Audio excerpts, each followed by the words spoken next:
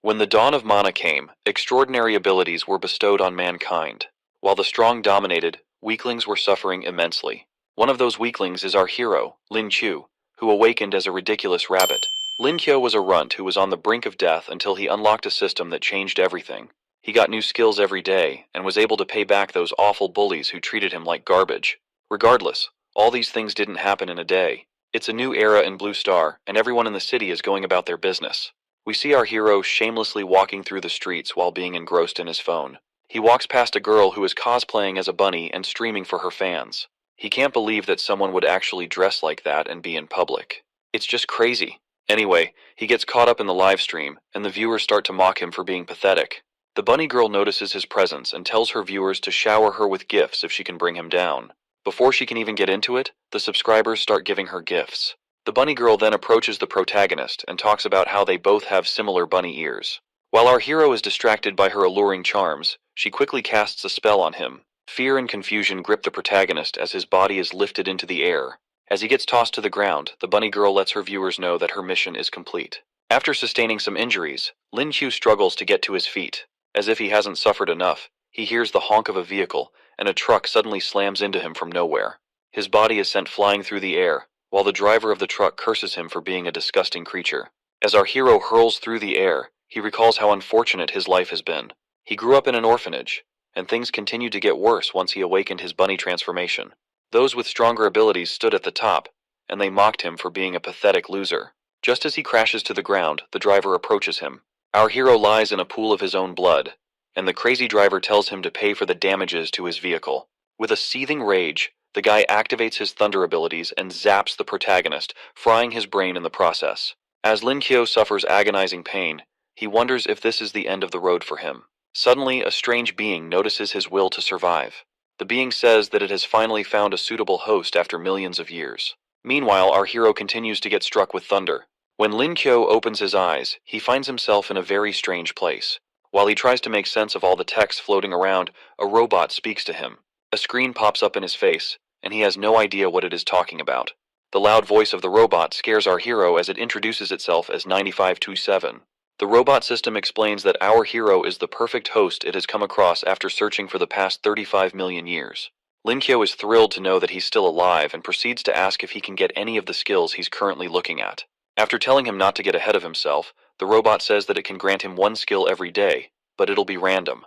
Upon hearing this, our hero's hope is shattered because he's once again left in the hands of fate. He finds out that he doesn't have enough energy to select a specific skill, and he wishes that the robot found him earlier.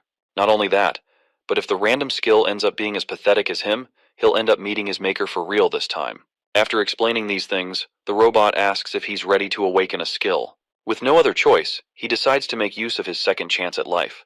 He accepts the conditions, and the system generates a random triple S rank skill for him. After that, the protagonist comes back to life in the spot where he was being electrocuted. While the driver is shocked to see that he's alive, Lin Qiu leaps into the air with his new skill that strengthens his legs. He lands on top of the truck, smashing the vehicle to smithereens. Angered by this, the driver rushes towards him to teach him a lesson. However, our hero strikes him down with a powerful kick and sends the guy crashing into the ground. Scared for her poor life, the bunny girl begs the protagonist to stay away from her. Our hero then enhances his fists with his skill and gets ready to send the girl to her maker. After dealing with her, he covers her up with his jacket. He then picks up her phone and sees her viewers calling him all sorts of names and warning him not to lay his filthy hands on her. He uses the opportunity to go on the live stream and tells everyone that he's the boss bunny henceforth. You'd think this guy would at least say something cool. The next day, in a classroom, a couple of girls are talking about how the protagonist showed up in the news. As they confirm that it's none other than their classmate, he walks into the class, wondering what all the fuss is about. The girls quickly gather around him and start asking if it was really him who they saw on the live stream. The protagonist then recalls how he was able to settle matters with the bunny girl and driver. For some reason, he got them to apologize. Not only that, but he also used his skills to make them praise him. Our boy must have been really desperate for that moment. After that, he accesses the system because he hasn't gotten any skill for the day. The robot skips the selection process and gives a skill known as sewing the world. Being a degenerate loser, the protagonist thinks this is finally his chance to score all the hot chicks on the block and make everyone else jealous. However, when he clicks on it, he doesn't see the desired effects he wants. The robot explains that the skill will enable him to plant all kinds of seeds, and they'll flourish under his care. So much for getting hot chicks. Thanks to getting such a useless skill, he starts cursing out the system, making others think that he has gone insane. Someone in the class then calls out to him. He turns to see that it's Li Nan, a prodigy who uses the wind element. The guy offers our hero a job and says that he can make a whole lot of money with it. Lin Q tells him to quickly spill the details so he can know if it's really worth it. At the same time, he doesn't know why this bully is suddenly being so kind to him. The dude tells him that the job is at a club that's looking for waiters, and he'll be able to fit right in with his good looks. The protagonist is short of words when he finds out that this guy is stupid enough to suggest that kind of club to him. He flips the table by saying that Li Nan must be a regular spender there, and the dude accepts without thinking about it. Seconds later, he realizes what just happened, but our hero continues to tease the guy about it. Li Nan slams the table out of anger and is ready to destroy our hero for making a fool out of him. However, the teacher comes in and warns the guy about the punishment he will face for fighting in school. With no other choice, he backs down but still keeps an eye on Lin Qiu. After that, the teacher tells them that those with awakened powers will have a special test to determine if they can get into Lingwu University. Upon hearing about Lingwu University, the protagonist becomes very interested in what the teacher is saying. When spiritual energy was restored in Blue Star, it founded Lingwu University, which is a place dedicated to training awakened individuals. Lin Qiu was nothing but a mediocre loser with pathetic abilities back then. But now, he wonders if he stands a chance to get into the school with the help of the system. He raises his hand to ask the teacher a question. However, the man tells him not to bother with the exam because he'll just end up embarrassing the school. Our hero is crushed under the weight of the teacher's words, and the whole class starts laughing at him. Regardless, he tells the teacher that he'll be taking the ability exam. The teacher remains adamant, telling him that he has average skills, and he should just protect the school's reputation. This only makes Lin Qiu more angry, and he vows to beat up every single person that has looked down on him. The man offers to give him a shot at the ability exam if he can make it to the top 10 in the citywide exams. Our hero quickly accepts the deal, and his teacher can't wait to see what the results will be. With an unwavering determination, the protagonist swears to get into Lingwu University at all costs. As he rushes out of school, he thinks of how to save up for university fees because of how expensive they are. A car speeds into the vicinity and suddenly stops right in front of him. As the door opens and someone steps out, he wonders who the hell would be interrupting his day right now. Two girls step out of the car, and the blue-haired one refers to him as the bunny. The girl is known as Qin Zhenjin, and all the guys on the block can't believe how stunning she looks. Even our hero is starstruck when he sees the beauty before him. Lin Qiu then realizes that the girl called him a little bunny, and he wonders why all the women love to call him such an embarrassing name.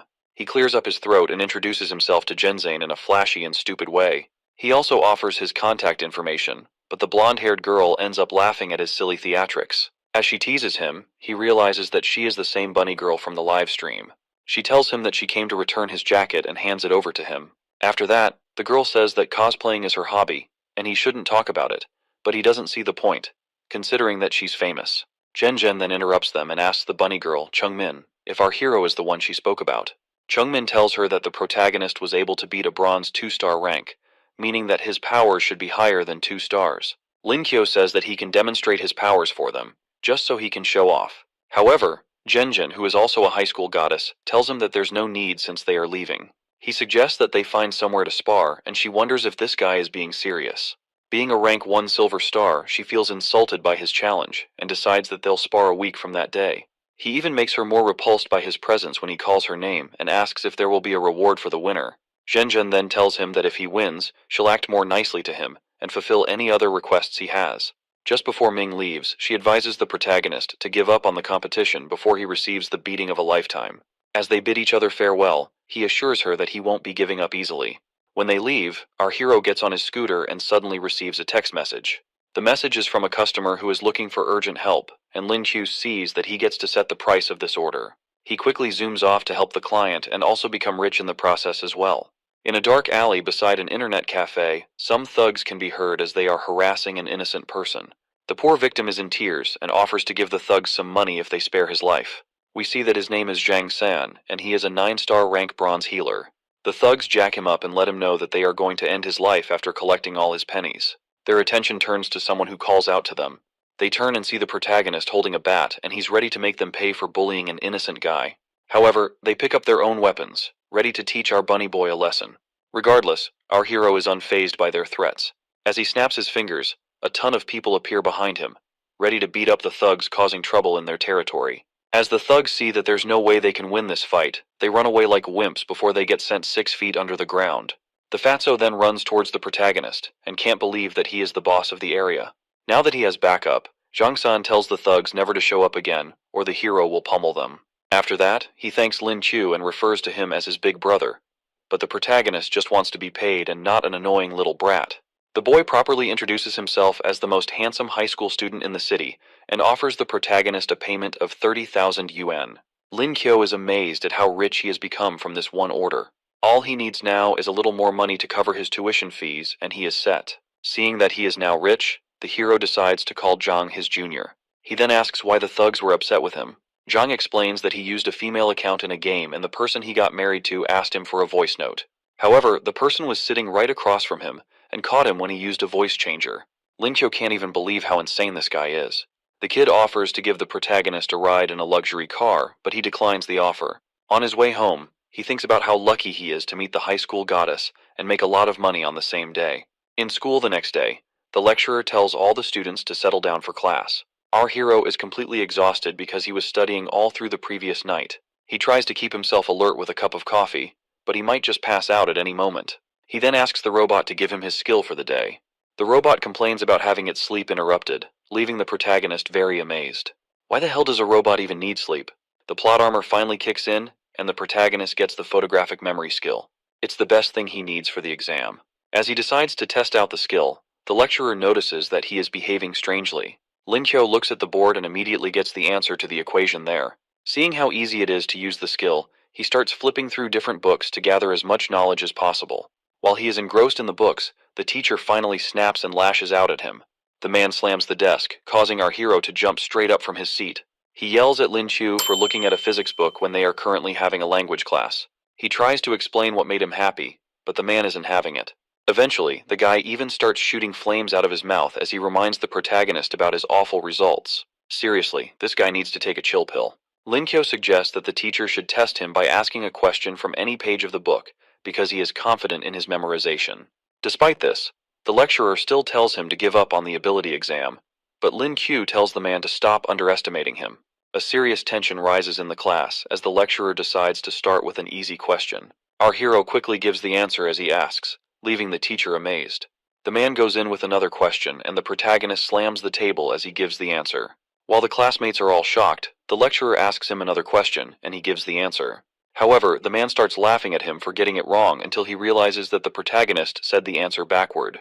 The whole class is in disarray and the students can't comprehend how our hero is doing this. After defeating his teacher, he leaves the class and says he'll be seeing them on the exam day. Days later, the results of the exam come out and everyone is shocked to see who came out on top. It's none other than Lin Q, and he thanks his photographic memory for paving the way to victory for him. While Li Nan is dying from the disbelief that he was beaten by the bunny boy, the protagonist goes on to study his opponent for the next exam. 10 days later, the ability exam venue is packed with a cheerful crowd as they wait for the event to begin. The announcer starts by inviting the representative of the 30th Military Zone and other distinguished guests. As Zhen walks into the arena, she looks very pissed off for some reason. She ends up blasting a hole in a wall, and a guy explains that it's because someone took her top spot in the final exams. We see our hero walk into the arena, and as he waves over to the goddess, she gives a very cold response. After that, she asks him what he wants in return for winning their bet, to which Lin Q responds that they can go out for a meal if she so wishes. His kind gesture shocks her, and she apologizes for ever calling him weak. The announcer suddenly shows up and implies that the 2 top scorers in the final exam are here, but Zhen reads his words the wrong way. While he talks down on the protagonist for being a brave little bunny, the hero confidently says that he'll be taking first place in this exam. The whole crowd starts laughing at him and telling him not to get ahead of himself. However, Lin Q snatches the microphone from the announcer to give the crowd a piece of his mind. He throws up the finger to them and tells them that whoever they are supporting will be unfortunate to run into him. The entire crowd gazes at him with murderous eyes, ready to make him pay for spouting such daring words, but the hero remains unfazed. The announcer snatches back the microphone and warns him to be careful of what he says before it becomes a serious problem. The other participants are also furious and can't wait to teach the hero a lesson. Despite their taunts and threats, our hero is still calm. After that, the moderator tells them that the exam will be a 1 versus 1 arena battle, and the loser will be eliminated immediately. The participants check their phones to see the numbers that they have been assigned. Some of them don't look too happy about whatever they've gotten, and they can only hope that their matchups will be easy. The total number of participants turns out to be an odd number, so there will be a bye to allow someone to quickly advance to the next round.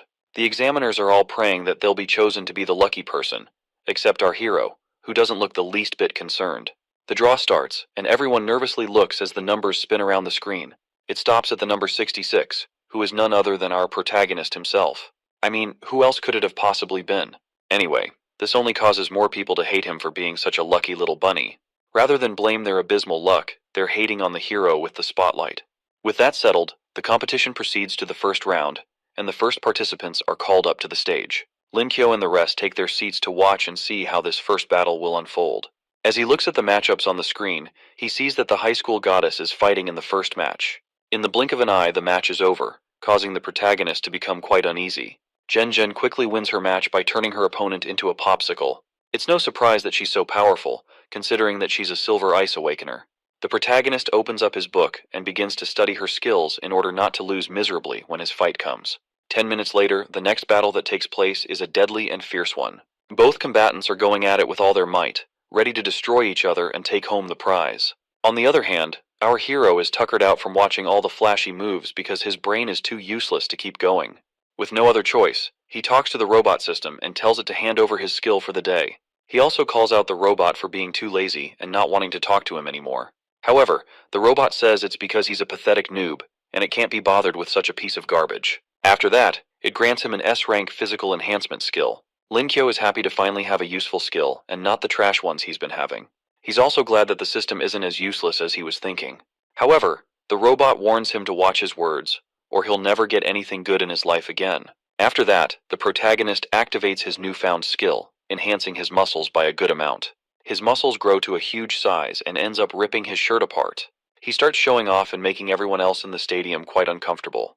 After embarrassing himself, the second round of the tournament begins. A second bye is drawn, and he comes out as the lucky winner once again. On the second day of the exam, Lin Q still gets the lucky pass and advances to the next round with no effort. On the third day, the same thing happens, and even he is getting tired of being a lucky piece of trash. When a reporter asks how he feels about the consecutive byes, he tells the guy that he's sick of it and can't wait to get some blood on his hands. All the participants are completely fed up with him as well and are so eager to teach the weak bunny a lesson. Linan takes the microphone and calls out the protagonist for advancing in the rounds but not having a single fight yet. In order to mess up his lucky streak, the guy decides to withdraw from the tournament, which means that our hero will have to battle it out henceforth. Filled with immeasurable joy, the announcer grabs the microphone from Linan and states how the protagonist needs to be crushed in the next round. One of the participants sees this as a good opportunity to put an end to our hero's stroke of luck. The matchups are drawn, and the crowd is rooting for the hero's opponent, Lei Dan, who they are hoping will beat the crap out of Lin Q. The protagonist looks over to his opponent, who gestures that this is the end of the road for the bunny boy. But Lin Q doesn't understand why everyone is hating on him so much. As the match starts, Lei Dan starts talking trash about how our hero is unlucky to face him. Despite all his trash talk, Lin Q isn't fazed, and pretty much just wants to get this over with. Being a bronze 8-star lightning awakener, Lei Dan activates his powers with a furious expression on his face. Straight off the bat, he shoots out a lightning bolt at the hero, but Lin Q easily dodges the first attack. The bolt strikes the ground, causing a huge destruction at the point of impact. Disappointed by his opponent's lame attack, the protagonist tells the guy that he has only come this far because he faced weaklings. The guy gets even more furious and starts hurling lightning blasts everywhere. Regardless, the protagonist evades every single blast with minimum effort. With no other choice, Lei Dan engulfs the entire platform in lightning, leaving our hero with nowhere to run. Our hero recalls how dangerous lightning attacks can be, considering he almost died to one. Before the attack can reach him, he leaps forward to end the battle before his opponent can pull off any other tricks. As he throws a haymaker, his foe is shocked at how fast he is. Seeing that Lin Qiu has transformed, Lei Dan feels like he will be able to endure the punch coming right at him. However, his hopes are shattered when our hero sends the fool flying into the air with a powerful punch. With that one punch, the guy gets sent out of the ring and knocked out of the competition. After that, the protagonist is declared the winner of the fight. The whole crowd goes wild with the protagonist's unbelievable first victory. Principals of top universities, Jiang Wen and Lu Zhen, are already arguing about who will get to have our hero in their universities. Meanwhile, Lin Qiu goes up against his next opponent, who is a power awakener. After watching his previous fight carefully, Lu Zhen says that the protagonist didn't use any mana, but the other principal thinks it's impossible, given how powerful our hero's punch was. He wonders just how terrifying the hero's true strength is without mana. The next match commences between Lin Q and another opponent known as Shen Gui. This foe is a wolf anamorph, and his aura looks more menacing than all the others that our hero has faced. The protagonist becomes cautious after seeing the terrifying aura, but Shen Gui is alarmed when he sees how powerful Lin Q is. Before the fight can even begin, he falls to his knees and admits defeat like a loser. Just like that, our hero advances to the next round. The same thing happens with his next opponent, who also throws in the towel before they can get to fight. It repeats itself again, and he wonders why he can't just find someone decent to fight. In the blink of an eye, the protagonist advances all the way to the top 8 contestants left. Zhen, who happens to be among the contestants, stares at Lin Chu, wondering if they'll finally have a match. Meanwhile, our hero is feeling lonely with all this winning and concludes that taking part in the ability exam was a complete waste of his time. Just then, the robot calls out to him, saying that it's on his side. It then grants him a skill for the day, which allows him to wield any type of spear he can think of. However, Lin Q thinks it's a useless skill because people don't really use that kind of weapon in this age. While he is whining about his skill, the high school goddess approaches him. Lin Q quickly sits up when he sees her and asks if she's here just for him. She then tells him that she has a few things to say. Zhen asks if he's interested in being part of a team that she's putting together to explore a bronze dungeon. The confused look on his face tells how shocked he is to hear that she actually wants to explore a bronze dungeon. During the dawn of mana, countless dungeons were created and filled with mana beasts and different kinds of treasures. These mana beasts are like a treasure jackpot. Their skins are precious, and their mana pearls help awakeners to become stronger. Lin Xiu, being a complete fool, thinks this is an opportunity to go on a date with the goddess and have her all over him. She quickly shatters that awful thought by saying that there will be 6 other people on the team. He shamelessly accepts but asks why they need other people for the dungeon exploration. This guy really is a buffoon. Zhen ignores his question and says she'll contact him when the time comes. As she leaves, he suggests that they continue talking over a cup of coffee. However, she tells him to prepare well for the fights ahead because she has no plans to go easy on him. The day of the finals arrives, and the crowd is more pumped up than ever before. Everyone is glazing the high school goddess and hoping that she destroys the protagonist. As they've all been waiting for, the match between the high school goddess and our hero is finally about to go down. As the moderator announces the matchup, Zhen points to the protagonist and swears that the first position won't escape her again. However, he doesn't really care about the first place thing, and wishes that she wouldn't take this so seriously. Despite that, he advises her to give up while she can, because he has no plans of holding back either. The 2 combatants take their stances, ready to fight for the prize of the day. As she tries to warn him about her silver-ranked ability, the hero rushes in with a punch and tells her to be careful. She easily parries his hand, causing him to lose balance. At that moment, she slips behind and slams him with a powerful kick. Lin Qiu manages to quickly get back on his feet. Thanks to his physical enhancement, he's able to survive her attacks, which are normally enough to send him to his maker. From Zhen's expression, you can tell she plans on making sure that he regrets ever fighting her. But our hero rushes towards her with an unwavering determination. The fight has only just begun, and he plans to give it his all. Lin Qiu charges in with a barrage of punches, but Zhen is able to block every single one of them. As he lets out his next attack with all his efforts, she instantly pops up behind him, leaving him puzzled. By the time our hero manages to look back, it's already too late. She strikes him with her elbow, and the protagonist falls to the ground in defeat. As he pathetically lies in defeat, the goddess tells him to give up because his fighting skills are beyond horrible. She mocks him more by reminding him that she hasn't even used her ice abilities in all of this. However, our hero manages to get back up and is looking for a way to end this fight as soon as possible. While struggling to catch his breath, an idea suddenly pops into his head. He turns to the moderator and asks for a timeout, which completely shocks everyone. The guy doesn't even give him an answer before he jumps off the fighting arena. He quickly grabs the mop stick by the side and asks if he can use it as a weapon. The guy tells him that no one has ever made such a shameless and stupid request in history. However, Zhen says it's fine and allows the hero to use the mop stick. She feels that he's looking down on her and plans to end it all this time around. Lin Qiu gets back on stage, and he wields the mop like a spear as they get ready to continue the battle. Lin Qiu's aura begins to shine brightly, thanks to his skill, and Zhen notices that there's something off about him. He blasts forward to attack, while she tries to get some distance between herself and him. As he closes in and attacks her, she manages to evade his weapon. However, his skills activate and turn him into a superior spearman. The goddess swears to kill him, and he tries to apologize for hitting her. Despite his apology, she is not having it. She sends out a barrage of ice spears at him, and he manages to evade them. Feeling enraged, the high school goddess activates a more powerful ability that starts to freeze the whole arena. Our hero notices that his movements have slowed down thanks to the freezing temperature. Caught in a very tough situation, the protagonist sees that he can only stand a chance if he morphs. Sadly, he doesn't even have time to think about that because Jen keeps hurling ice spears at him. As the ice spears explode at the point of impact, she tells the host to call an ambulance and declare the results. But before the guy can declare her as the winner, our hero emerges from the smoke with his bunny ears and tells Jen not to run off just yet. He charges at her with his enhanced speed, and she quickly puts on ice gauntlets to defend herself. Linkyo closes in on her and manages to crack her ice armor because of his morphed state. Things are looking very grim for the high school goddess, but she refuses to take second place again.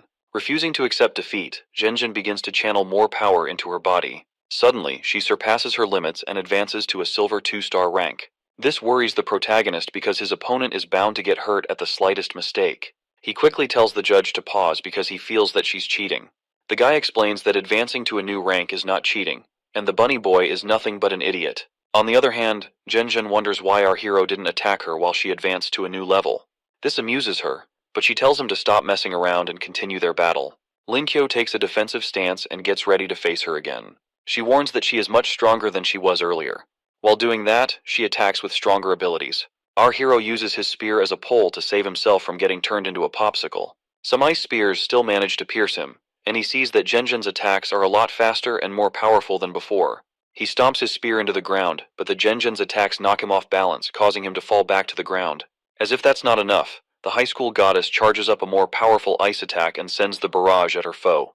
The protagonist tries to endure the cold attacks, but there's nothing much he can do. Despite his physical enhancement, he still doesn't have the mana to withstand such a powerful attack. With no other choice, he lunges straight at her to bring the fight to an end. Feeling amazed by his determination, Jen admits that she underestimated him. As he closes in, she gets ready to use another ability, but he puts her in a headlock before it gets more dire for him. She ends up punching his face as she struggles to break free of his grasp. As they struggle, they both tip over and fall. Our hero quickly saves the high school goddess from falling on the hard ground. She tells him to let go because of how injured he is, but he refuses to let her go unless she admits defeat. He even threatens to bite her if she doesn't give up, further making himself look like a deranged creep. He lets her know that he has no concerns about the competition, and that he just wants to win. Upon hearing this, Jen lets out a heavy sigh and admits defeat to the host. After that, our hero passes out and crashes to the ground due to the accumulated fatigue he has. The girl rushes over to him to make sure that he's alright. As she calls out his name, his consciousness fades out. When he wakes up, he sees himself in a bed with his head bandaged up. As the robot sees that he's awake, it gives him a skill upgrade ability that upgrades him from a white rabbit to a mischievous rabbit. Linkyo loses it when he finds out that the weird dream he had was all because of the stupid robot. After that, he quickly accesses the system to receive his skill for the day. After a series of trash skills, he finally gets a triple S rank skill known as Dimensional Awakening. Without asking him, the system begins merging 2 of his skills. He tries to stop it, but it's too late. With the merge completed, he evolves into both a mischievous rabbit and a Dorabamon. Looking at his stomach, he asks the robot what the pouch on his stomach is supposed to do. It explains that the pouch is a 3-dimensional space that can be used to store anything. Aside from the 3-dimensional space, he also gains a skill that can transport him anywhere within 5 kilometers. Linkyo jumps out of bed and decides to test out this teleportation ability. As he thinks of a destination, the door immediately sends him to a random place. As he crashes on the ground, we see that he's in the room of a strange girl. The girl quickly grabs a dagger and asks him how he got there. We see that her name is Lixu, and she's the daughter of the owner of the building. He tries to calm her down and explain himself, but she doesn't give him the chance. Our hero cries out as Lixu gives him more injuries for invading her private space. Despite his injuries, he heads over to a coffee shop the next day to meet up with Jen. She waves over from her table where he sees her with a couple of other awakeners. As he approaches, she sees his injuries and asks if he's alright, since they are about to head out. She then introduces him to the team, starting with Chung Min and Zhang San. They both feel bad after seeing his injuries, and the healer even offers to patch him up. After that, he meets a guy known as Zhuang Cheng, who is a fire-type awakener. The guy greets the protagonist and commends him on his fight at the arena. Zhenjin tells the hero that there are 2 other members of their team, but they have some things to attend to. She then asks him about the acceptance from Lingwu University, and he says he has already received the letter. Feeling very nervous, the high school goddess also asks him which school he plans to go to. Being a fool, our hero thinks that she's asking because she's interested in him. He tells her that he's considering Lingwu University, and asks if she wants to be in the same school as him. This time around, his flirting skills actually work, because she admits that she wants to be in the same school. It's mostly because she wants to defeat him and redeem herself. After that, she moves on to more pressing matters, and leaves the hero to continue fooling himself. She opens up a book and shows them the ice fox spirit, which will be their target. Due to the fact that ice foxes tend to live in packs, she can't handle it alone. She knows there might be nothing in it for them, but Chung-min tells her not to be so humble. They all see it as a good opportunity to train and be in her presence at the same time. The protagonist also says that he's lucky to be invited by the goddess for such an opportunity. Genjin lets them know that they should call her by her name and not the goddess title. With that settled, she tells them they'll be departing in 3 days and will be meeting at our hero's house. The departure day arrives, and we see our hero packing up his bags and getting ready for the adventure of a lifetime. The system grants him his skill for the day, which happens to be another trash E-rank skill. The skill lets him master all languages on Earth, and a different one allows him to use all medical techniques as well. Despite how upset he is, the robot lets him know how lucky he has been with drawing skills daily. Linkyo is reminded about his pocket dimension, and the robot suggests that he toss his backpack into it. He lifts the bag and it gets absorbed into the dimension, despite its huge size. The system tells him that all the items in his room can still fit into the dimension. While he is amazed by how insane that is, he hears a car horn from his window. He looks out to see that the team has arrived, and he lets them know that he'll be down in a bit. Inside the car, Chung-min stares awkwardly at his pocket dimension. Everyone is really amazed by how useful the skill is because they've never seen anything like it before. Jinjin tells him that his skill is very rare, which makes him quite overpowered. Out of curiosity, Chung-min asks for permission to touch it. Linkyo stops her from doing something so weird, but she is very eager to see how it feels. After messing around, the driver tells them that they've arrived at their destination. Upon hearing this, Lin Kui gets down to take a look at the scenery. There, he gazes at a pillar of pure aura and power, and also sees some researchers at the base of it. This sight is amazing, and he can't believe this is the Lingwu he's heard so much about. It's said that no one knows when Lingwu appeared, and it is filled with all kinds of spirit beasts. Back then, portals surrounded the city, and the citizens were struck with fear. Spirit beasts can enter the realm of man, but for some reason, they rarely step into it. Regardless, humanity has to defend itself on the rare occasion when the beasts decide to step through and wreak havoc. Due to this, the state sends government staff to handle the registration of copper and silver rank Lingwu gates. The protagonist's team approaches the dungeon portal and sees some guards taking note of those who enter. Just as they are about to enter, the list gets full, so the guard tells them to go and register and come back the next day. As Jen registers her team, the hero stares at the gate, taking note of how intense the spiritual energy is. Chung-min comes over to him and drags him off to God knows where. When he asks where they are going, she says she's taking him back to the car so she can study his pocket dimension. Unknown to them, another awakener is keeping an eye on them. The guy looks at the hero's team and assumes that they are very rich. His lackeys suggest that they look for trouble by stealing from Lin Q and his teammates. The leader's name is Yang Hu, and he's a 5-star silver rank. From the woods, he and one of his lackeys keep an eye on their prey, waiting for the right time to strike. He says that his Zhonglan group is known for harassing weaker adventurers and stealing all their wealth. As he proceeds with his team, he vows to bury the protagonist and his comrades in Lingwu. The next day, Lin Chu and his team go into the gate to start their exploration. They step through and arrive in a green field with vast mountains surrounding the area. The group is completely speechless when they see how large the space actually is. Jinjin urges them to get going because they still have some days before they reach their destination. As they proceed, she tells Chung-min to keep an eye on their surroundings in case of any looming danger. The bunny girl activates her radar system, which uses echolocation to keep track of her surroundings. With everything set, the goddess tells her team to move out. Meanwhile, the Xionglan group is close by and keeping an eye on them. The leader tells his men to stall since they are still in an open area. He plans to wait until they get into the forest, where he can easily ambush them. While the team walks through the grass plains, they come across some majestic mythical sheep. They get into a fierce fight with the beasts but easily overcome them.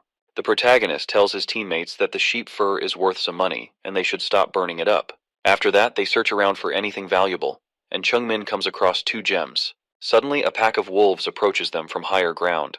Genjin tells her people to prepare themselves, but they shouldn't be the first ones to attack.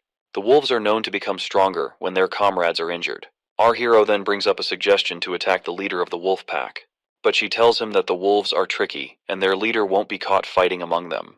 Seeing how difficult the situation is, our hero opens up his teleportation door to go find the pack leader himself. He tells his comrades to stay put and wait for his return.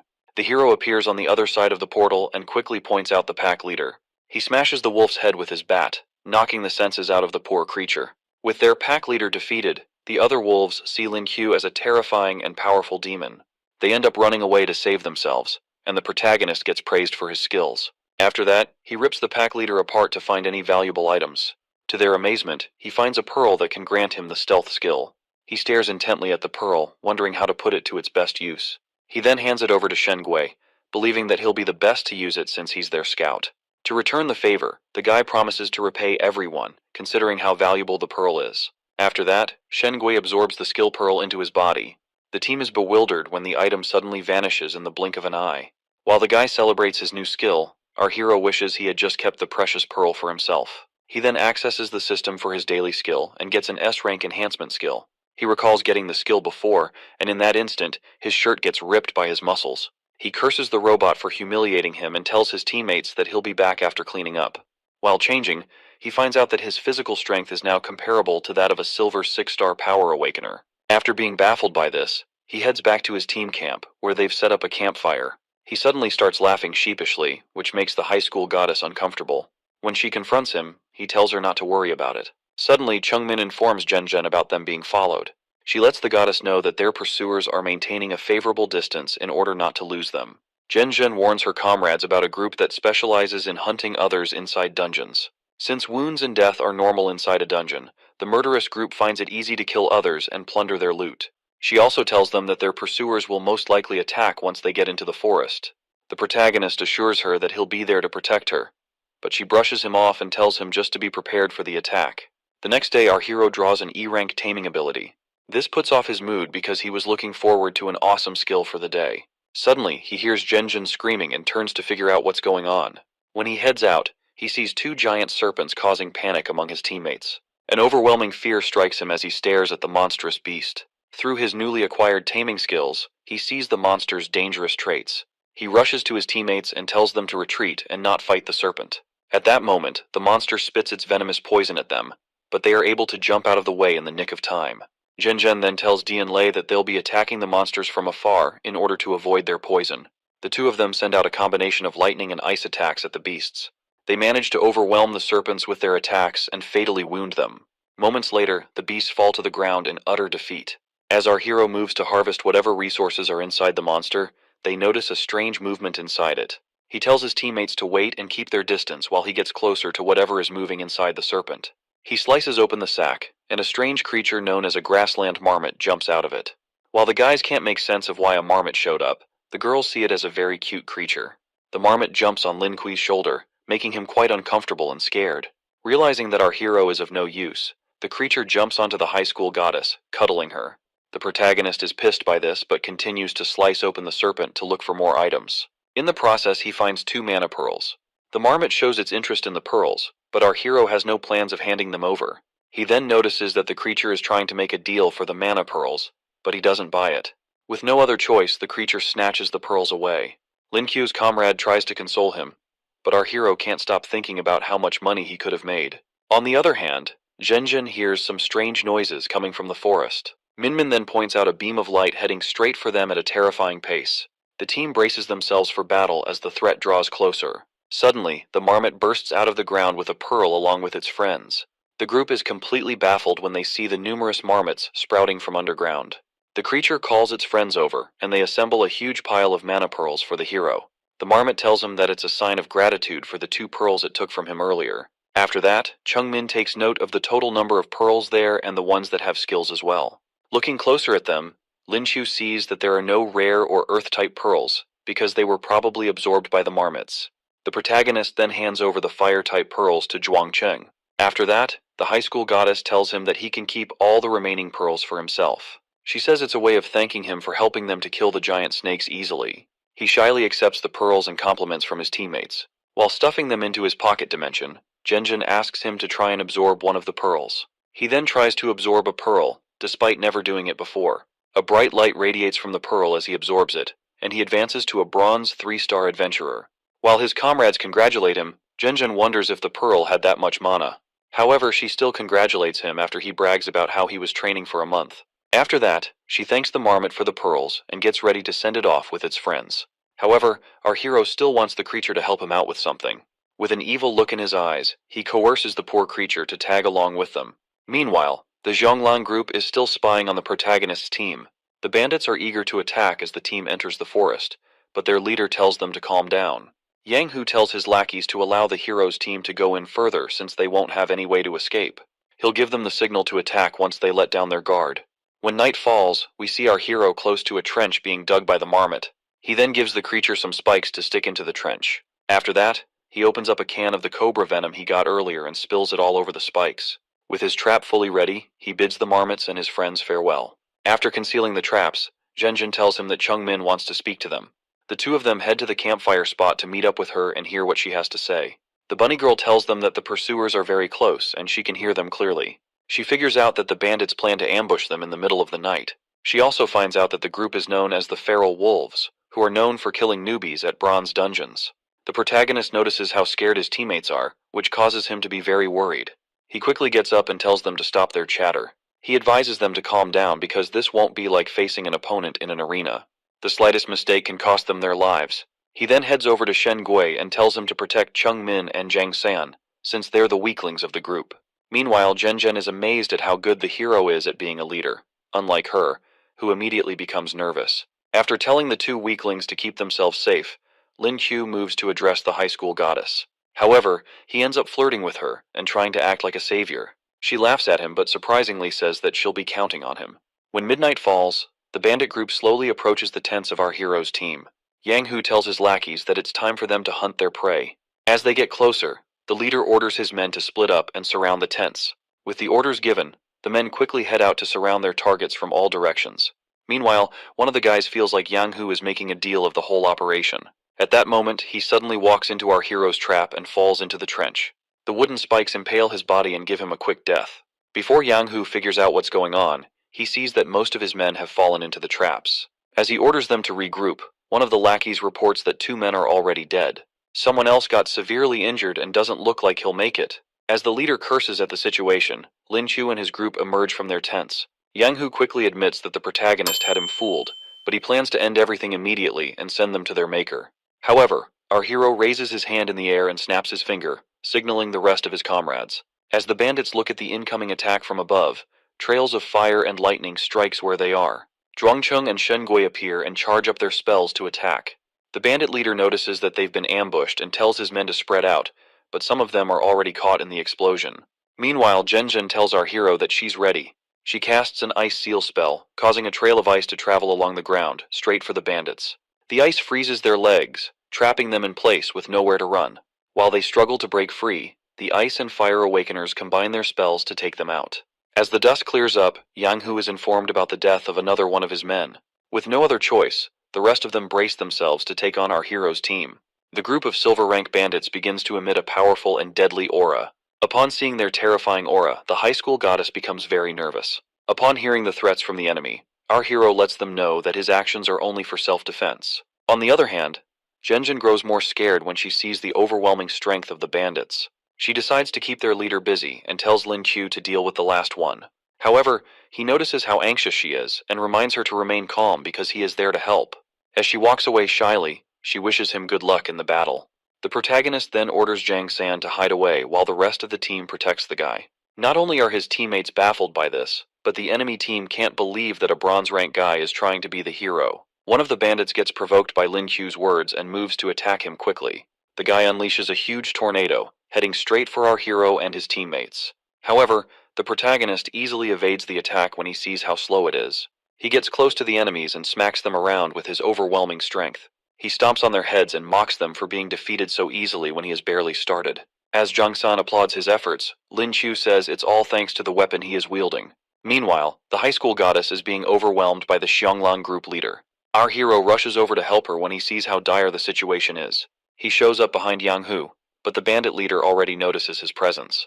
Regardless, the hero swings down at him with all his might.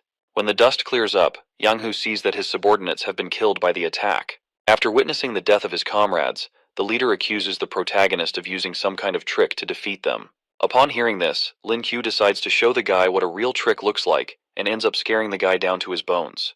The guy jumps back to get some distance between him and the hero. Filled with anger, he activates his rage skill, ready to rip our hero to shreds. He then charges forward and attacks Lin Qiu with his claws, but the protagonist is able to block the attack with his weapon.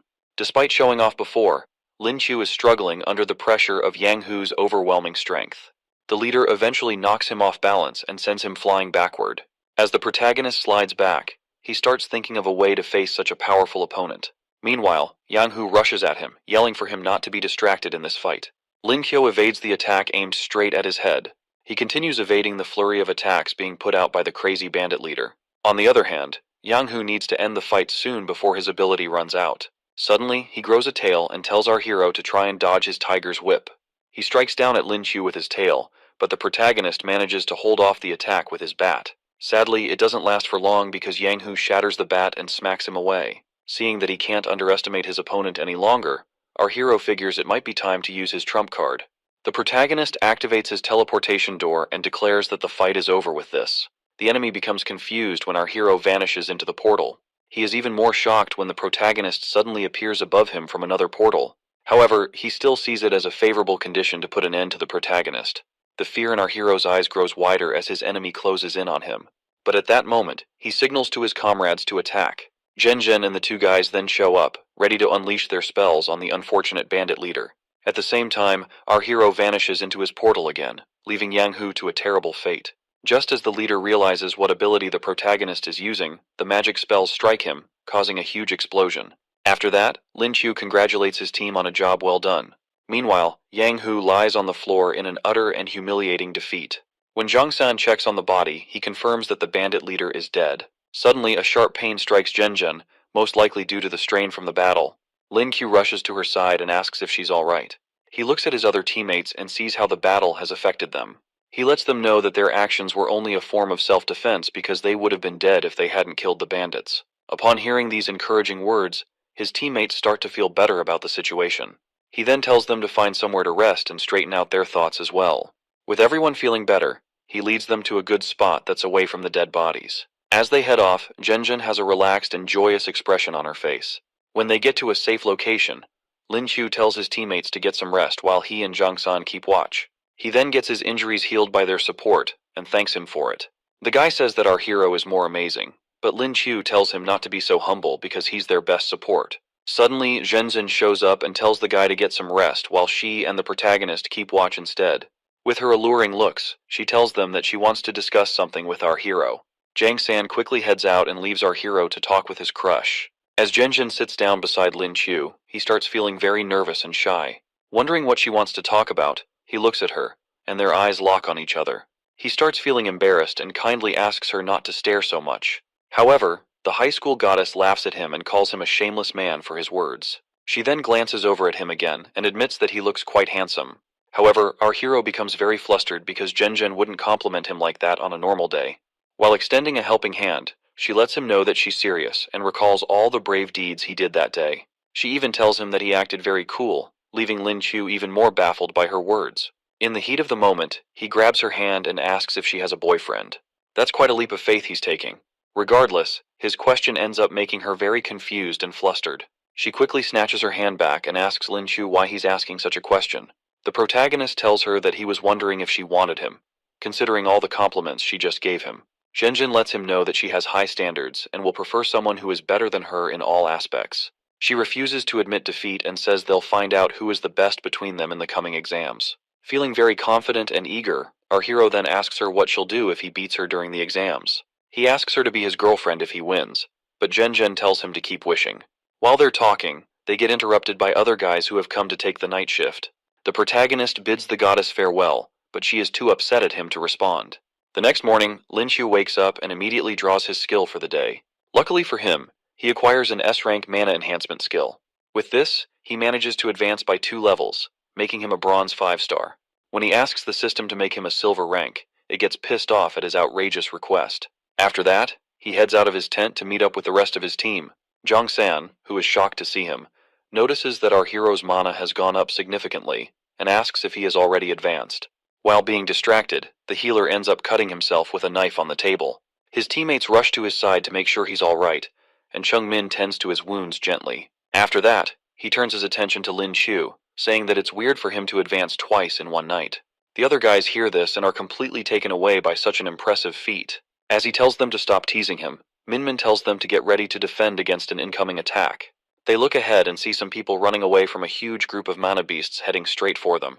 Upon seeing the wild creatures, our hero becomes quite scared and nervous. Looking closer, he sees the wild monkeys about to clamp down on an innocent girl. He shields his teammates from the wild beasts momentarily, and then they start running away as the monsters charge at them. One by one they start to get tired from running around and can't keep up the pace for much longer. Seeing that there's no use running any longer, Shengui stops and decides that they should fight the monkeys. The wild beasts quickly close in on them, leaving the team with no other choice than to fight. As the protagonist cracks a stick to use as a weapon, Genjin tells him to kill her if they lose. Chungmin would also rather die if it gets bad, but our hero assures the girls that he'll protect them no matter what. He charges forward to stall the monsters so that the girls can charge up their strongest spells. As soon as he gets in the midst of the monkeys, they quickly set their sights on him. However, he smacks them around with his brute strength. Despite beating up a lot of them, more of the monkeys continue charging towards him. The situation gets worse as Genjin notices more beasts charging towards them. A monkey pops out of nowhere and reaches for her, but a huge blast suddenly goes off. She suddenly sees the protagonist holding off the monkey that nearly had her some seconds ago. Lin Kyo smacks the hell out of the beast and kills it. Unknown to him, another beast sneaks up on him from behind.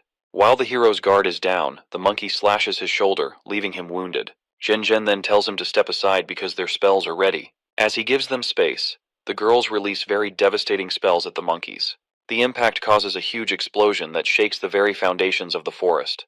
With that, the ravenous monsters are easily defeated, but Min Min senses another wave of mana beasts coming at them. As the dust clears up, they see another set of monkeys being led by a huge golden gorilla, who they assume is the leader. With their resources and stamina completely drained, the team finds themselves in a dire situation. Chungmin starts crying and saying that she doesn't want to die like this. Chang-san is moved by the girl's tears and decides to do whatever it takes to save her. He brings out his phone and suddenly starts typing something. He then yells for someone known as Zhao Si to reveal himself as he clicks the send button. Out of nowhere, a man suddenly appears on the battlefield and refers to the healer as his master. Zhao Si faces our hero's team with a cigarette in his hand as they wonder just who exactly he is. It is revealed that the guy is a gold rank awakener with an ape anamorph ability. His master then calls him out for stealing the cigarette and orders him to defeat the monsters quickly. The guy takes off his jacket and activates his ability, releasing a deadly aura in the process. When Jungsan's teammates ask about the guy, he tells them that Zhao Si is his family's manager. With his ape ability, Zhao Si charges forward to defeat the monsters that threaten his master. As Zhao Si closes in on the apes, the ape leader tells the runts to stand back while he deals with the awakener. The beast charges straight at the awakener and attacks, but the guy easily grabs the ape's arm. He then slams it all over the ground, leaving the weaker apes completely terrified and hopeless. After that, Zhao Si tosses their leader into the midst, where he lies on the floor in utter defeat. As if they haven't suffered enough, the guy's menacing shadow stands over them like a merciless god. He lets out a terrifying roar, causing the weak apes to flee for their lives. As the monsters run away, our hero admits that gold rank awakeners are quite scary. With his job done, Zhao Si informs his master that he'll be leaving. The guy takes off into the sky as they bid each other farewell. Min Min then asks their healer if Zhao Si has always been close to them, and he confirms it. He also says that Lei Dan's family also wanted to send an escort, but they concluded on only Zhao Si. He then apologizes for not informing Lei Dan about the decision earlier. Lei Dan admits that if they knew someone was protecting them, they wouldn't have gone all out with their training. Thanks to the training from the past few days, he suddenly advances to the next rank.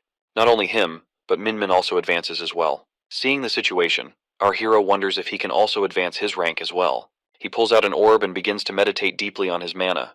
In the process, he starts to feel something warm flowing through him. Lin Kyo ends up just embarrassing himself while his teammates stare in utter disbelief. He gets in a sad mood after not being able to advance like the rest of his comrades. The system even calls him out for wanting to advance again, but he feels like the only weakling in his team. While searching the body of the ape leader, he suddenly finds a mana pearl. He finds out that it's a silver mana pearl, and it also has a rare sound skill that can stun enemies. He then calls Jungsan's attention and offers the pearl to him, leaving the guy very surprised. The protagonist tells him to offer the pearl to Chung Min since he has seen how much he likes her.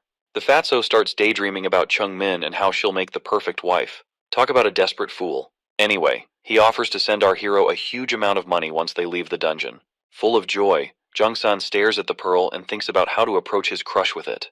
Suddenly, Chung Min approaches him and asks why he's smiling so sheepishly. Just as he's about to chicken out, Lin Chu comes over and pushes him forward.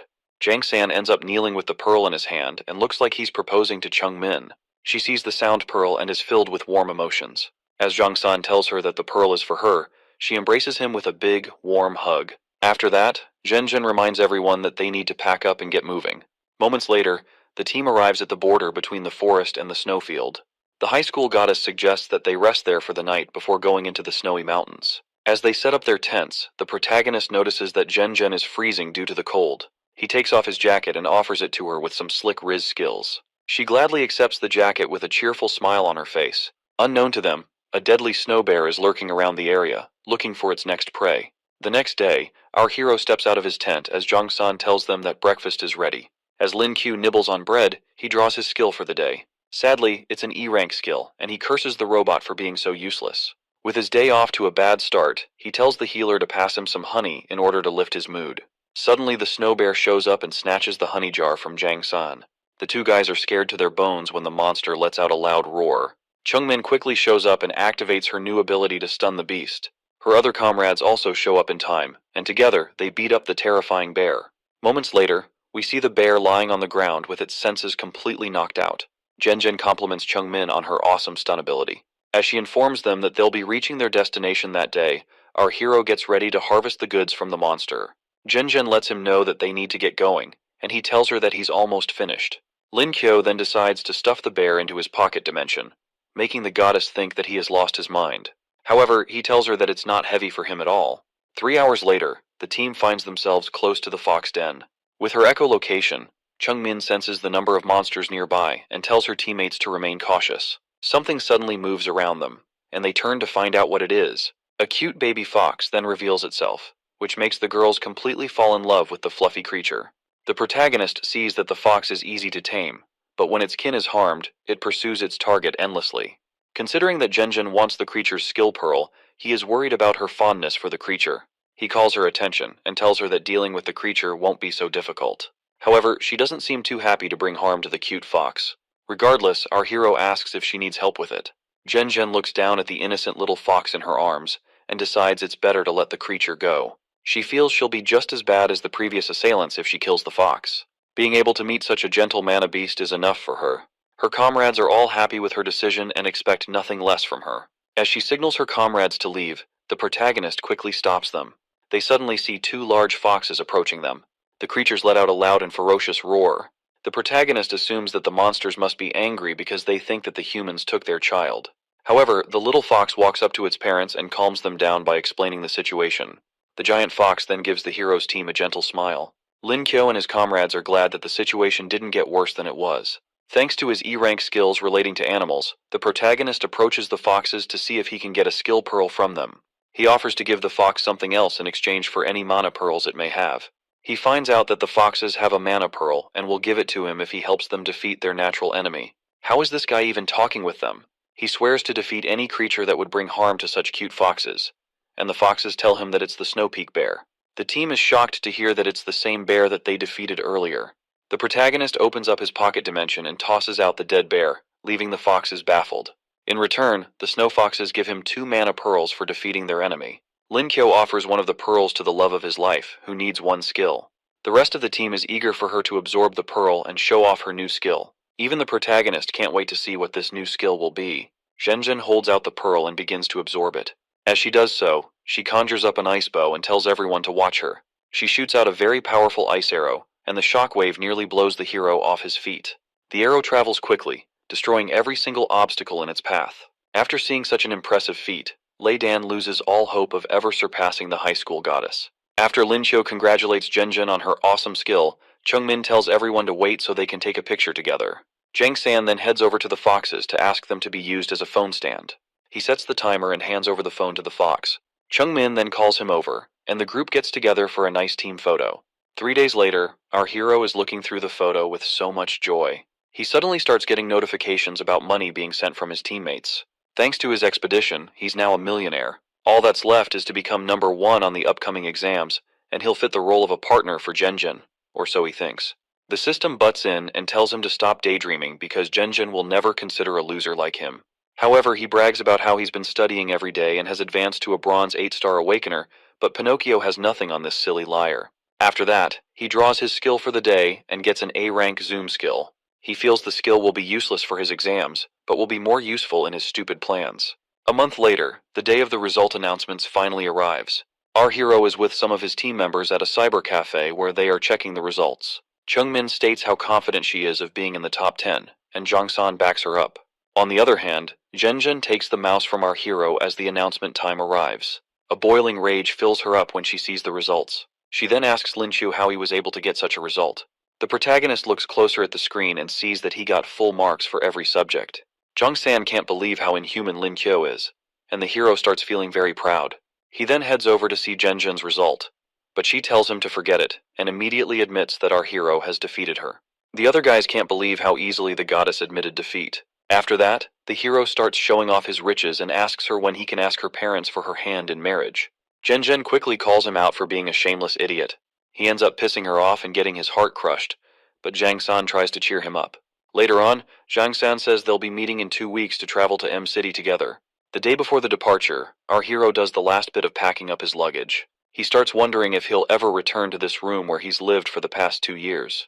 The system is shocked to see how sentimental he is, but he just tells the robot to give him his skill for the day. After doing the draw, the system gives him a mana enhancement skill again. As Lin Qiu recalls that he can increase his mana with this skill, the system immediately starts applying the ability. He tells it to stop because he feels he will soon advance to the next rank, so he doesn't see the need to use the enhancement now. The protagonist then starts meditating to try and advance his rank again. He adds a silver mana pearl to the items he's using and successfully advances to the bronze 9-star rank. With a successful advancement, he tells the system to go ahead with the mana enhancement. After using the skill, he easily advances to the silver 1-star rank, making him even stronger. With this, he gains a skill that allows him to pull or control items from afar. He decides to try it out to see just how awesome the ability is. With his sights on his backpack, he tries to bring the bag close to himself. Sadly, he ends up running out of mana, and the bag barely moves an inch.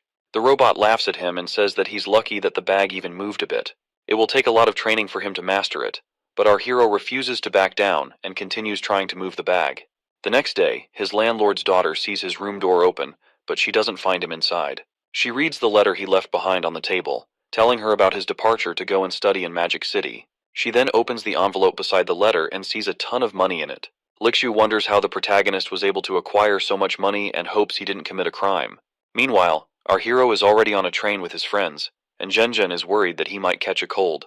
When he gets a call, he picks up the phone, only to hear Lixu screaming in his ear like a banshee and asking if he did something wrong. He tells her that it's all right and that he earned all the money legally. After that, she tells him to study hard and improve his foundation with hard work. Lixui also tells him to introduce her to his girlfriend if he ever manages to get one. When the train arrives at Magic City, our hero tells Lixu that he has to go. On their way out, Jung-sun remarks on how the hero's family must really care about him. The scene shifts to the bubbling town of Magic City, where we see a lot of people going about their daily business. A certain old man who is seen walking around is revealed to be Lu Zhen, Magic City's vice principal. He sees the hero with his friends and calls them over. He tells Lin Qiu that he knew they would come to his university and compliments them for their talents. The old man senses something off and notices that the protagonist is now a silver rank awakener. He tells the hero to come to his office once he's done with the registrations. However, our hero feels bad about being called to the principal's office on his first day. Later on, one of the staff members shows Lin Qiu and Jang San to their room. When they get inside, Jang San commends the protagonist for reaching silver rank so soon. The guy hopes that our hero's luck will rub off on him and he'll be able to grow at a fast rate too. Before heading to the principal's office, Lin Qiu accesses the system for his daily skill. He draws the physical enhancement skill once again and immediately applies it. After that, the system shows him that his current strength is akin to that of a gold 2-star power awakener. With this, the robot also informs him that future physical enhancements will come with an SS rank upgrade. Jang San then reminds him to head over to the principal's office, and our hero quickly steps out. Lin Qiu arrives in the office and is told to take a seat by the vice principal.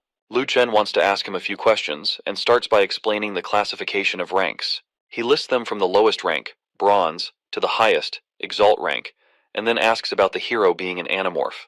After confirming that Lin Qiu is a rabbit animorph, the old man wonders if Lady Luck visited the protagonist. Our hero tries to play it off, but he's nervous that the old man might know about his daily skill system. However, the old man continues to question how he was able to reach the silver rank so quickly. As Lin Qiu laughs it off, he tries to make up something to tell the vice principal. He tells the old man that he used mana pearls, but Lu Zhen still doesn't believe him. When asked about his number of skills, the hero says that he has 7, making the old man even more suspicious of him. Considering how influential he is, Lujin believes that the protagonist might not truly be a rabbit. However, our hero explains that he gained spatial abilities after evolving. Upon hearing this, Lujin is completely baffled. He didn't think that animorphs could evolve into other ability types. Linkyo then reveals his luggage from his pocket dimension, proving that his skills are actually true. After inspecting the luggage, the old man tells him that he has definitely come to the right university. He says it's because the principal, Ouyang is the only known true Valiance Awakener in the country. The protagonist gets really excited when he hears that the principal is also a spatial awakener, but he isn't at the school at the time. After that, Lujin asks if any others know about our hero's evolution, to which Lin Q responds that it's just his friends. The old man then tells him to make sure that his friends keep this a secret. Suddenly, the vice principal tells Lin Q to punch with all his strength. After seeing how good his physique is, the old man wants to test out his strength. Our hero charges up all the strength he can muster and lands the most powerful punch on the man. As the dust clears, he asks the old man if he's all right. Meanwhile, Lujin is nervously sweating with his feet planted firmly on the ground. After confirming that his physique is at the gold rank, the vice principal threatens to take the repair money out of Lin Q's scholarship. Moments later, he decides to give our hero a spot at a competition the following month since he has a gold rank physique. Despite the old man explaining how prestigious the exam is, Lin Q refuses to partake in it. He tries to persuade the protagonist more by mentioning the cash prize of the competition. Upon hearing the amount, our hero shamelessly agrees to do his best. As the hero walks back into his room, Jung-san welcomes him and mentions that their roommates have arrived. Lin Q struggles to hold in his laughter once he sees the guy with green hair. The guy's name is Zhang Hongyang, and he's a bronze 9-star awakener. After mocking the guy, our hero turns to the other person in the room and assumes that he's the father of the green-haired kid. The older guy walks up to him with an intimidating aura, and Jang-san explains that he's also one of their roommates. Regardless, the protagonist doesn't understand how this guy looks so much older than everyone else. After joking around, Hongyang suggests that they find out who is the oldest among themselves. They all bring out their IDs, and sadly for the rest, Lin Chu turns out to be the oldest person in the room. Hongyang is beyond pissed off when he sees this, and decides that the rest should refer to him as number 2. Someone passes by their room and informs them that the counselor has asked them to gather in a class. They all head out together and arrive in the classroom. As they approach the seats, the other students are shocked to see something. The old roommate quickly explains that he's also a student, but the others have already gotten the wrong impression of his looks. A lady walks up behind the protagonist and tells them to take their seats. Her name is Han Junning, and she's an 8-star Platinum Awakener. She introduces herself as the counselor to the class and tells the students to come meet her for any help. After that, she says the reason for the gathering is for them to select a class representative and introduce themselves. She gives an example by introducing herself as a 9-tailed fox animorph and stating what she likes. After that, she tells the students to start with the introductions and picks Jung-san to go first. The guy introduces himself normally and lets everyone know that he likes Chung-min. After Junning laughs off his direct approach, our hero introduces himself next. The counselor then tells the class to take a good look at the rabbit animorph who got a perfect score on the exams. Some students start gossiping about him, wondering if he got into the university with just his exam scores. However, the protagonist decides to ignore all the bad talk about him. When the students are done introducing themselves, they move on to selecting a class representative. Junning explains how all of them are special, and says that she has selected 4 silver rank students to be candidates. They are Zhenzhen, Linqiu, Ouyangqian, and Sima Yan. She calls them out and gives each person 2 minutes to speak and try to win the votes of their colleagues. Sima Yan, who's an eagle animorph, decides to speak first. He introduces himself first with the usual formalities. Then he tells them that he's been a class representative since his elementary school days, and kindly asks for their votes. However, some people aren't impressed by his speech. The protagonist goes next, but he doesn't look very enthusiastic about it. He outrightly tells everyone he doesn't want the position and persuades them to vote for Zhenzhen instead. The counselor thinks he's just a troublemaker, but calmly gives the microphone to Zhenzhen. The high school goddess just asks everyone to vote for her and hands back the mic. As expected, her friends are all cheering for her. After that, the microphone goes to the last person, Ouyangqian. The girl sees how popular Zhenzhen is but doesn't feel threatened by her. As she walks to the center of the stage, all the guys can't help but stare at her. She introduces herself with her charming looks and kindly asks everyone to give her all their votes. As the whole crowd goes wild, our hero sees that Qian and Zhenzhen are complete opposites.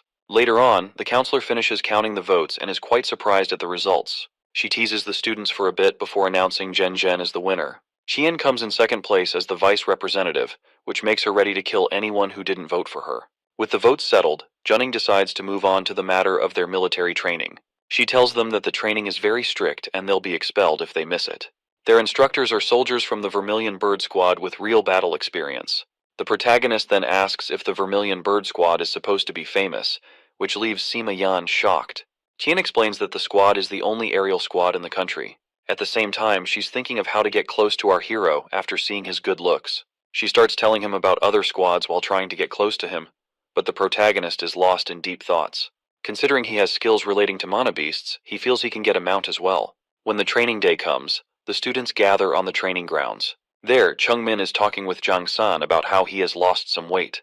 The protagonist is jealous of them, and wishes he could be in the same situation with his crush. Suddenly they notice feathers falling from the sky. A large eagle approaches them, and on top they see an awakener ordering it to descend. As the bird reaches the ground, the guy gets off and signals the start of the training session. The guy introduces himself as Lin Chong, the chief instructor for their training. He quickly lets them know that they're all a bunch of spoiled brats who don't know the cruelty of the world. Despite that, he tells them that the instructors behind him will begin training all of them like soldiers. One of the instructors walks up to the protagonist and introduces himself as Qin Ming. Our hero goes ahead to make fun of both the guy's name and the chief instructor's name. Seeing how full of energy the students are, Qin Ming decides to teach them a lesson with the first task. He tells them to start by running 10 laps around the field, and no one is allowed to use mana. This quickly wipes the smile off their faces because they can't believe how brutal this first task is. The students quickly get on the field and start running while their instructor watches over them. As he expects, some students start falling off after running just 5 laps. He takes note of how everyone is doing, but the protagonist seems to pique his interest after seeing how relaxed he is. Qin Ming doesn't understand how Lin Qiu is staying ahead of the group despite being a useless anamorph. Even Zhenjin and Qian are getting pretty exhausted already. Our hero is worried that his crush can't really keep up for much longer. He decides to fall back and lend her a helping hand around the tracks. However, Zhenjin refuses his offer and tells him to go ahead. On the other hand, Qian seizes the opportunity to get close to the protagonist. Still, our hero isn't interested in her, and Zhenjin seems ready to send the girl to the afterlife. Lin Qiu continues running and tells Zhenjin to let him know if she needs any help. By the 9th lap, Sima Yan looks like he's about to drop, but his pride won't let him lose to our hero. Despite the fact that Yan uses all his strength to stay ahead, our hero plays it safe in order not to show off his skills. Lin Qiu then notices that his fitness level is a lot higher than his fellow students. On the other hand, Yan feels insulted by the protagonist, who isn't even stressing himself to keep up. As they get closer to the finish line, the guy is determined not to lose. He bursts forward with all his strength, leaving the protagonist quite confused. The hero is only concerned about taking second place, so he doesn't understand why Sima Yan is trying so hard to win. He tries his best to remain close behind him, but Yan isn't having it. The guy bursts forward with all his strength but sadly doesn't see a rock in the way. He trips and falls, causing our hero to take first place. As the guy lies in defeat, he wonders why he did all that just to come in second place. The instructor congratulates Lin Qiu and remarks that the 10 laps didn't seem difficult for him. The protagonist panics and starts pretending that his whole body aches, but he does an awful job at it. Qin Ming decides to keep an eye on him, which leaves our hero with little room to keep a low profile. Our boy puts all the blame on Yan and calls him a pathetic loser.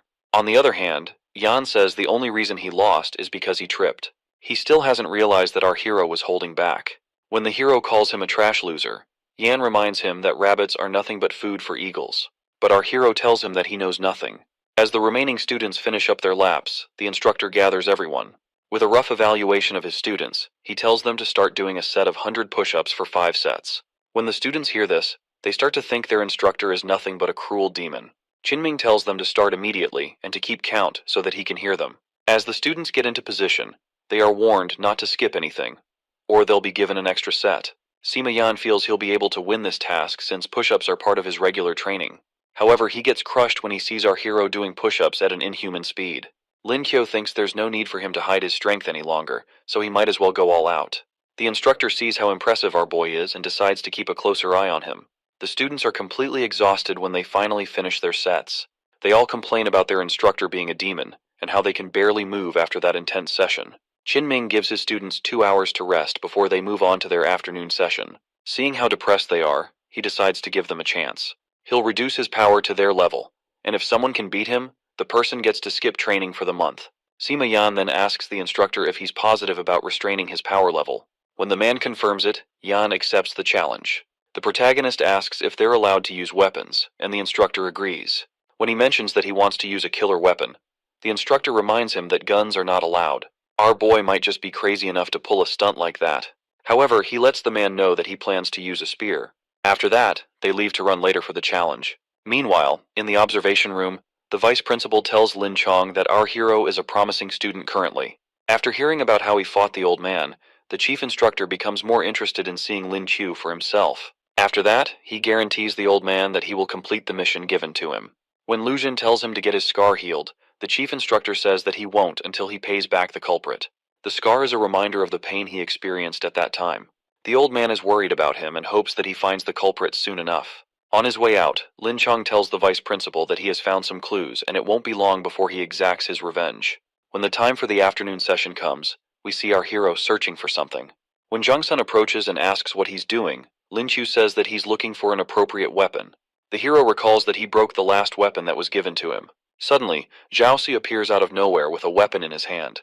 The guy hands the spear to the protagonist and tells him to use it. After seeing how awesome the weapon is, he thanks Jang-san for the gift. His friend as well is glad that he likes the spear. They head back to the training grounds where their instructor is about to take on the first challenger. Sima Yan walks up to the instructor as the first challenger. He states that he is an eagle animorph and wishes his foe a good fight. Qinming recalls sparring with these types of animorphs and asks his opponent to transform before they start the fight. Yan quickly activates his ability, morphing his hands into majestic wings. From there, he takes to the skies and comes hurling down with a powerful slash attack. Meanwhile, the protagonist thinks the guy looks so cool while being able to fly and attack. The instructor hardens his body with metal and blocks the guy's attack. Feeling frustrated, Yan tries a different attack, but it still gets blocked by the instructor. On the other hand, our hero sees that the instructor's confidence comes from his rare metallic defensive abilities. As the dust clears, the Eagle Boy sees that his foe is completely unharmed. Qinming sees that the guy is almost out of mana and asks if he'll admit defeat. With no other choice, Sima Yan sadly admits defeat. When the instructor calls for the next challenger, Chen walks up to take him on. Qinming takes his stance and signals for the fight to begin. The girl shoots out a fireball, but the instructor is confused as to why the attack is slow and less powerful. He then decides to rush forward to take the offensive approach. He walks right into the girl's trap, and Chen starts hurling a barrage of fireballs at him. The instructor is caught off guard but still manages to put up his defenses, protecting himself.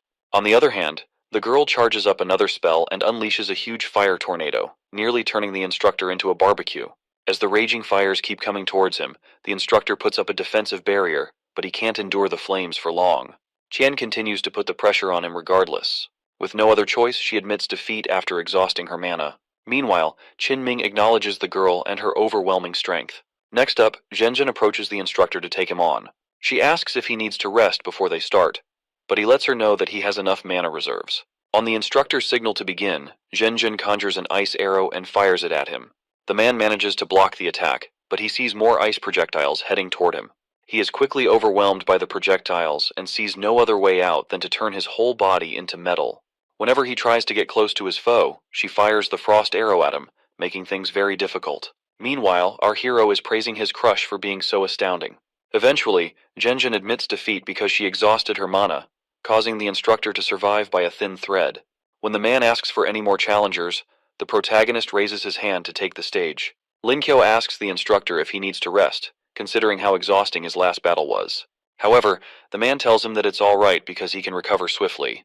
The chief instructor shows up and tells Qinmeng to rest and give it his all. The man asks Lin Chong if he's sure, and the chief instructor assures him of it. Meanwhile, the other students seem concerned about this match because they know their instructor has been holding back.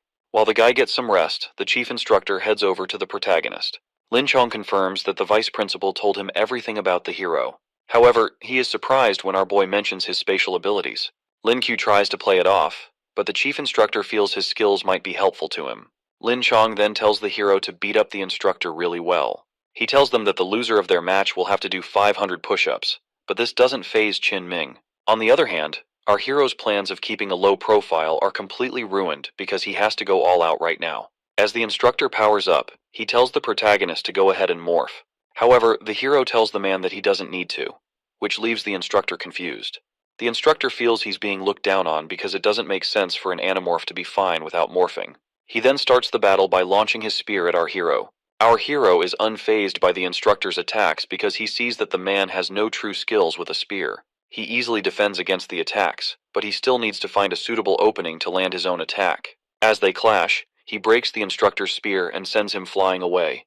The man crashes to the ground and lies there in defeat while the other students stare in amazement. Lin Chong sees that the principal was right about our hero's strength. Zhen also notices that he has gotten to a level of strength that she may not be able to pass. Regardless, she cheers him on while being glad in the fact that she has him as a friend. The other students start cheering him on as well, but our hero starts to feel disgusted by what's happening. While he faces his fans, the instructor gets back up to his feet. Qinming then conjures a set of daggers and says that these are the weapons he's comfortable with. But the protagonist just goes ahead to mock his skills with the spear, making the man look like a fool. On the other hand, Lin Chong sees that the instructor is becoming serious, and highlights that the spear and dagger both have their ups and downs. He ponders how the fighters are now wielding weapons that excel in opposite styles of combat. As our hero continues his battle, he takes note of the good side of being a Gold Awakener. The instructor then notices that his foe is distracted and charges in. The protagonist sees this and quickly splits his spear, allowing him to block the attack. While the instructor is caught off guard, the hero prepares to strike him down. Qinming quickly defends himself and tries his best not to humiliate himself as well. Regardless, the protagonist's attack sends him flying through the air, leaving the audience completely baffled. The instructor manages to stick his landing and sees that our hero's strength is on the same level as his. Meanwhile, our hero finds the fight exhausting and can't wait to get it over with. The two of them somehow read each other's minds, and the hero asks if they should end their match as a draw. They agree on it, and the protagonist thanks the instructor for holding back all along. However, Qinming still gives our hero the victory and allows him to skip the training. Upon hearing this, Lin Chu gets really excited and decides to take some time off. On the other hand, his classmates can't deny how amazing and impressive he is. Qinming reminds the other students to continue with their training, which completely ruins their mood. As he drags off Jiangsan, our hero wishes his roommate all the best. Lin Chong then walks up to the protagonist, who wonders what the chief instructor wants. The dude then asks him to go on a walk together. When he confirms that it's just the two of them, our hero starts thinking of stupid things. However, the guy says that he was planning to take the protagonist on a flight. When our hero mentions the guy's eagle, Lin Chong is shocked that he knows about mana beasts. Lin Qiu then tells him that he learned about mana beasts from someone called Mei Jaren. Lin Chong's eagle lands close to them, and they get ready to take a ride. Looking at the majestic eagle, Lin Chong asks the protagonist what he thinks about them, and Lin Qiu tells the guy to correct him if he is wrong. Our hero starts to narrate how the beasts grew up in the army and how they hatched, leaving the chief instructor shocked. He suddenly tells the guy that the storm eagles are a waste in their hands. Lin Chong feels insulted by these words and wonders why he would say that. The hero then says that there's a problem with the way the eagles are bred. He mentions that the ones that are bred are inferior to those found in dungeons. While the chief instructor remains shocked, the protagonist also mentions how the bred storm eagles have a shorter lifespan than the ones found in dungeons. Completely taken aback by the hero's observation skills, the chief instructor asks how he knows all this. Lin Qiu says it's all thanks to Mei Jaren, but in actuality, it's thanks to the feeding skill he got earlier. When he confirms that he can solve these breeding issues, Lin Chong decides to take him along. The protagonist is worried about his classes, but the chief instructor assures him that the vice principal will be notified. Lin Chong then calls the old man and asks for permission to take our hero for a few days. After that, the chief instructor tells our boy that he can't refuse, or else he'll be marked absent and expelled. With no other choice, he gets on the eagle with the guy. His sad expression changes when he sees that they're flying, and he starts screaming for help. Sadly, no one hears the loser screaming. Moments later, they arrive above the Vermilion Bird Squad's secret base. As they get off the eagle, the protagonist marvels at how amazing the base looks. The chief of staff, Zhen Young, approaches them and asks why the chief instructor is back so soon. Lin Chong quickly shows him our hero and describes him as a precious treasure. Meanwhile, the protagonist is completely confused as to what's going on. The chief instructor then tells Young that he'll understand our hero's presence once they meet their team leader. But the guy declines. After that, he heads over to the logistics base with the protagonist. After walking along a long bridge, our hero is confused when they stop in front of a huge rock wall. He wonders if the team leader is a monkey that's going to jump out and surprise them. However, Lin Chong uses a terminal to reveal a secret door behind the large boulder. Our hero is surprised to see such marvelous technology before him. On the other hand, Lin Chong tells him that there are more surprises waiting inside. When they enter inside, the protagonist is met with a very high-tech lab. The lab is filled with scientists who are attending to different species of flying beasts. The space alone is so large that it may as well be the size of an entire mountain. The chief instructor then asks the hero if he is impressed with the size of the logistics base. Lin Qiu then turns his attention to a griffin and says that the food it's being fed might kill it. The instructor quickly drags him away after seeing how he has called out some errors. They get to a door where the guy tells the hero that there's a psycho who's immersed in his research there. Rather than knock on the door, Lin Chong kicks the door down like a deranged fool. While trying to get through the dust, Lin Qiu asks the guy if there wasn't a better way to enter the place. As the dust clears, they see a blonde-haired girl who the instructor refers to as team leader Shen Xing. Lin Chong mentions that the girl is a gold-ranked demon awakener. Shen Xing finally turns back and notices their presence in the room. Meanwhile, our hero wonders just what a demon awakener is. The instructor tells him that these awakeners are rare, just like his spatial type abilities. That's when our hero realizes that the instructor knew about his ability all along. Lin Chong then tells him to hide while he wakes up Shen Xing from her deep thoughts. He says the girl usually enters her demon form when her thoughts are disturbed, and it's quite hard to beat her. As soon as he taps her shoulder, the team leader grabs her pistols and starts shooting sporadically. The guy manages to dodge the bullets, but it looks like Shen Xing has lost her mind. Our hero watches the fight from a safe spot, and notices when the team leader runs out of bullets. However, a demonic aura starts to surround her, and frightening voices can be heard as well. Her nails grow into sharp fangs, and she also grows horns and a tail. With her demon showers, she charges straight at Lin Chong, but he erects a large wall to protect himself. Regardless, it's not enough to keep the deranged, demonic girl from shattering it. The chief instructor then reinforces himself with layers of defenses, but he is still being pushed back by the team leader. He then tells our hero to go get some help because he can't hold off the girl any longer. The protagonist quickly runs off to find a way to help the chief instructor. He comes across a computer showing the parameters for hatching beasts known as flamezors. However, he sees that these parameters will only make the beasts lack in a lot of areas. The chief instructor urges him again to go get help instead of standing around.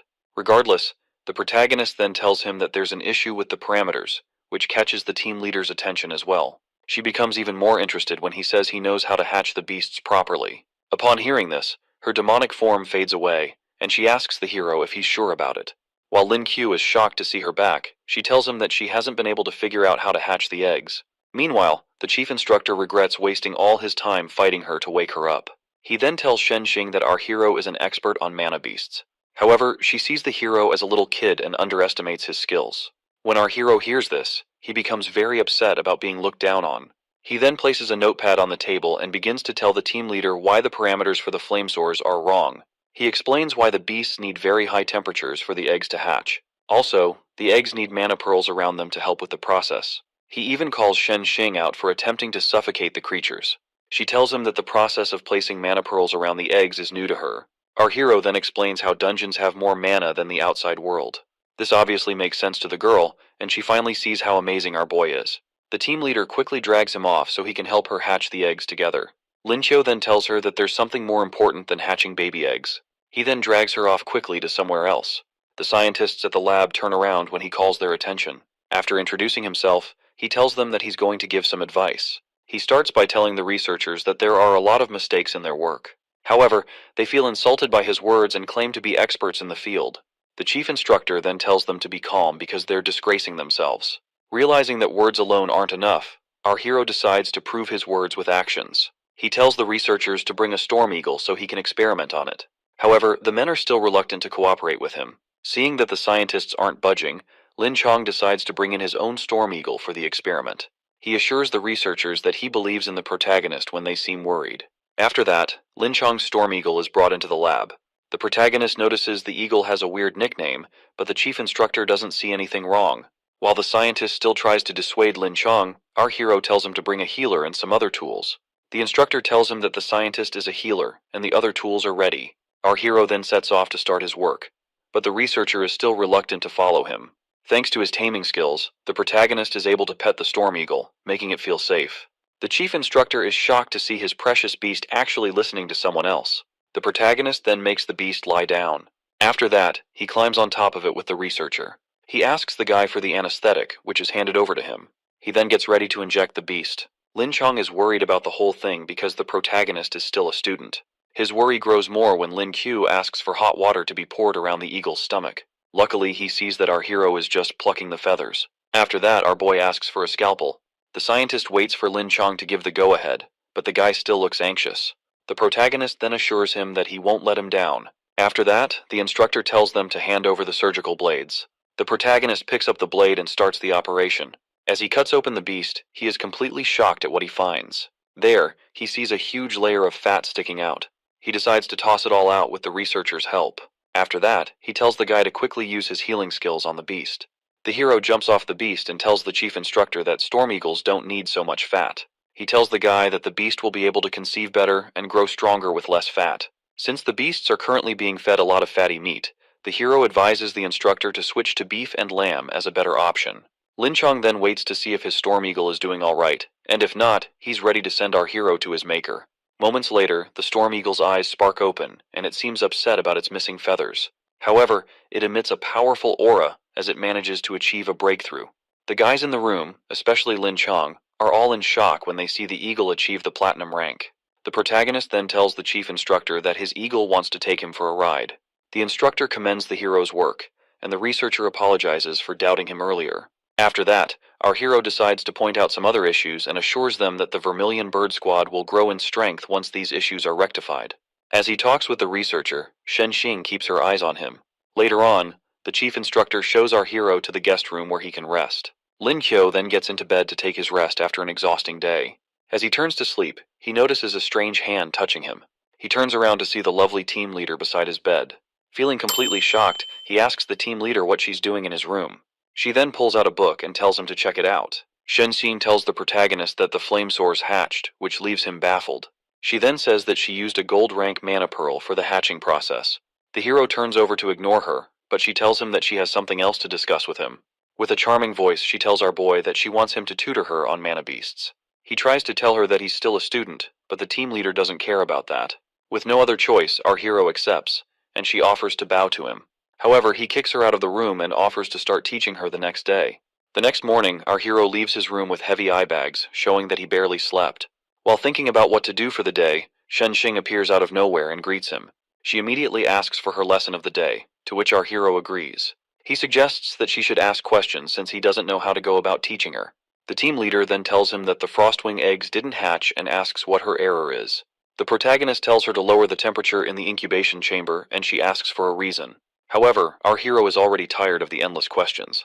As they enter the lab, the other researchers are happy to see the hero. In seconds, they swarm him with different questions and urgent requests. Lin Qiu gets sick of it and tells them to all line up and wait. Later on, he finally lies on his bed to get some rest. His rest is cut short when the alarms beep and everyone is asked to gather outside. With a worried look on his face, he wonders if something has gone wrong. He meets up with Shen Xing outside and asks her what the situation is. She tells him that their captain, who just returned, rang the alarm to make an announcement. There, he sees the captain of the Vermilion Squad, Chao Gai, who's a Diamond 8-star Animorph. The captain tells them that Lin ran into a criminal organization in their country. After tailing them for a while, the chief instructor was able to find their hideout. Due to this, Chao Gai tells his comrades that 10 members will be selected to assist Lin Chong. As a lot of people offer to help out, the captain mentions that Lin Qiu has been requested for the operation. Our hero then reveals himself to the captain of the squad. Shen Xing tells the captain that the protagonist is an expert who the chief instructor brought. She starts praising our hero and talking about all his deeds since he arrived. Chao Gai commends the protagonist on his deeds, but doesn't feel comfortable sending him on such a dangerous mission. However, the hero freely volunteers and vows to take responsibility for his actions. The captain is still hesitant, but the team leader offers to protect our hero on the mission. Chao Gai then warns the hero about losing his life during the mission, but our boy is determined to help. After that, the captain hands him some papers with information and tells him to go through them before they depart. He turns to address the rest of the squad, while our hero looks very excited about the mission. Moments later, Lin Qiu sets out on a storm eagle with team leader Shen. From what he read, their target is the Tiger mercenary group known for all kinds of heinous crimes. However, Shen Xing highlights that there may be casualties if they attack the group because they stay in a populated area. She also mentions that the group has an explosives expert, and she wishes they had a spatial awakener. So the plot armor thickens for our boy.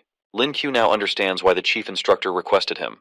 The team leader's phone beeps and she says that they're almost at Lin Chong's location. By evening, they arrive at the border town woods where the chief instructor is waiting. Lin Chong tells them that he unexpectedly ran into their target, Wu Kei, on his way back with his eagle. The protagonist then asks why he took so long to contact them. The chief instructor explains that the criminal is very cautious and he never got time to rest while tailing the guy. However, the criminal didn't notice him and finally returned to the hideout. Lin Chong then points out the hotel being used as a hideout by the criminal group. He tells the hero not to stare too much because the enemies could be watching. The team decides to rest and take turns keeping watch while they prepare for the upcoming battle.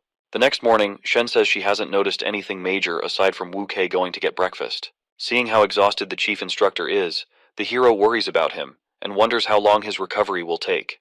He then suggests to Shen that they go up close to try and monitor the criminal group. She's worried about not having a change of clothes, but our hero pops out some clothes from his spatial dimension. Of course, this freaks out Shen Xing, and she wonders how the hell he pulled them out. She runs off with the clothes to quickly get changed. Later on, as they walk through the streets, all the guys can't help but stare at her. Our hero tells her not to hold him so tightly, but she's taking the role quite seriously. When they get to their destination, Shen Xing tells him that she wants something. Meanwhile, our hero uses his zoom skill to get a closer look at the hideout. There, he sees a goon holding a sniper rifle from the window. When he notices the guy looking at him, he moves to protect team leader Shen. He tells her to act calmly because the criminals are closely observing the area. Shen Xing continues to act out her role, and the hero suggests they get a higher point to observe the area. They head into a hotel and ask for a room on the 3rd floor, but the whole floor has been booked. The lady tells them the 4th floor is booked and asks Shen Xing for her ID. The hero begs the receptionist to make an exception this one time, but she can't because of their policies. However, Lin Q slams some money on the table, and the lady quickly accepts. So much for policies. The receptionist gives them the key card for the room, and they head off. When they get into the room, they start setting up their equipment to eavesdrop on the enemy. At first they don't hear anything, but when they listen closely, they hear some people discussing. However, Shen Xing can't figure out the language the people are speaking in. Fortunately, our hero has a language proficiency skill. Later on, Shen asks the protagonist what the people are talking about. He tells her that the guys were speaking Fulani, and he caught 3 key points in their conversation. Firstly, he says the goons were hired to come there. And secondly, they are here to receive an item and take it out of the country. Lastly, the criminal group has prepared explosive countermeasures, which means the hero's team needs to capture them quickly. The team leader decides to report the matter quickly, while our hero notices that the group is on a phone call. One of the goons confirms that the item has been gotten and assures the caller that they'll get it out. After that, he tells his subordinates that the item will arrive the next day.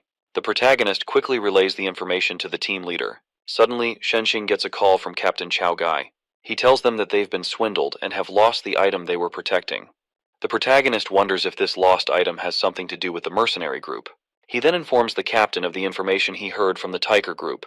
However, Captain Chao Gai says that his target isn't headed in the hero's direction. He feels the group will do something crazy if they know they've been found, but he decides to send some backup. Shen Xing then asks about the identity of the item that was stolen. The captain tells her that it's the final design of the Awakener weapons left behind by the late Mr. Zhang Hong. The team leader is surprised to hear that Zhang was able to develop the Awakener weapons. After hearing how important this research item is, our hero and Shen Xing vow to complete their mission. Shen then explains that the Awakener weapons are designed to be imbued with mana to improve their damage. However, she feels sad that Zhang is not there to see his works come to life. The hero then tells her that they have to retrieve this item by any means necessary. Later, they meet up with the chief instructor and tell him what they've learned. Shen Xing suggests that they work together with the fire department to evacuate civilians before it's too late. Meanwhile, our hero goes ahead to draw his skill for the day. He ends up getting a couple of E-rank skills involving vehicles, but he wishes he had better luck and got something more useful. As if it's not bad enough, he gets a ventriloquism skill that allows him to imitate any sound. He suddenly sees that it's not completely useless, and proceeds to ask Lin Chong a question. He asks about the potential location of the explosives, to which the chief instructor says that the criminals will be keeping it nearby. With that, our hero comes up with a plan for the mission. With a devilish expression, he tells the team that they'll set the place on fire. Shen thinks he's crazy, but Lin Chong tells our hero to keep explaining his idea. Lin Kyo tells them that the criminals wouldn't take the explosives once they see the building is on fire. He tells the chief instructor to disguise himself as police with some others, and take the Tiger group while pretending to protect foreigners. However, the chief instructor asks how they'll retrieve the data once they eliminate the group. Lin Kyo then tells him to get Buck Tiger's phone or SIM card. With this, he can impersonate the guy and set up a meeting with their contact. Lin Chong warns that the contact will know Buck Tiger's voice, but the hero assures him that he can deceive them and retrieve the data. Shen Xing is really impressed that the protagonist is able to imitate voices. The hero also assures the chief instructor that he can teleport the explosives away before they explode. Seeing that this is the best option, Lin Chong tells his team that the operation will start at night. While they wait, the hero and Shen Xing head to the hotel room to keep eavesdropping. The protagonist is bored and tired of listening to whatever the enemy is doing. When Shen Xing hears a commotion, the hero tells her that the guys downstairs are just playing poker. He decides to get some rest while she continues to listen to the enemy group. After dozing off for a while, our boy suddenly wakes up in the laps of the team leader, Shen. With him awake, she tells him to get ready, but Lin Qiu asks her why she didn't wake him up earlier. She tells him that she just wanted to get more rest. Our hero is shocked when he hears this and sees that the girl is concerned for him. He tells her to get the walkie-talkie and wait to move on Captain Lin Chong's command. Moments later, a raging fire begins to sweep through the building. The Tiger group hears the hotel staff telling people to remain calm and evacuate. One of the guys tells the others that the hotel is on fire. Seeing that they have a bunch of explosives, their leader decides that they need to evacuate. He tells the blonde-haired guy with an eye patch to stop wasting time and move quickly. However, the guy gets a crazy idea to do something with the explosives. Like the deranged fool he is, he arms the explosives and tosses the timer into the room as he leaves. Meanwhile, the fire department is trying to put out the fire from outside. As the Tiger criminal group runs out of the building, the protagonist signals to his comrades when he sees them. The goons enter a van, and Lin Chong tells the hero to get to the explosives quickly. Lin Qiu heads off to the third floor with the demon girl by his side. They get to Buck Tiger's room, where our hero starts putting the explosives in his pocket dimension. However, he quickly realizes that the bombs have been armed. He asks Shen Xing if she can defuse bombs, but sadly she can't. He tells her that the criminals activated a bomb, and there are only 3 minutes left. As our hero tries to figure out something, the demon girl has already lost hope, and doesn't mind going to heaven with him. However, the word heaven gives him an idea. He activates his teleportation door, which now has an increased range thanks to his rank. As she drags the demon girl along, he asks her if she's fond of fireworks. From the other side of the portal, they arrive on the rooftop of the building. The demon girl is impressed by such an amazing ability from our hero. Meanwhile, the protagonist makes some calculations to determine the best time to act. He concludes on a time frame of 17 seconds to toss the bomb. With 30 seconds left, he asks Shen Xing to throw him up very high. She wonders if he'll be alright, and he assures her not to worry. She then swings him around with her brute strength and tosses the hero into the air. Lin Qiu sees himself flying at an incredible speed, thanks to the demon girl's strength. With his speed slowing down, he opens his portal and uses it to keep going higher into the sky. With only a few seconds left, he opens the last portal and tosses the bomb inside like a Pokemon ball. As he falls back down, he says the last portal will teleport the bomb much further. The explosion then goes off in the sky like fireworks. Shen Xing admires the pretty bright lights with so much joy.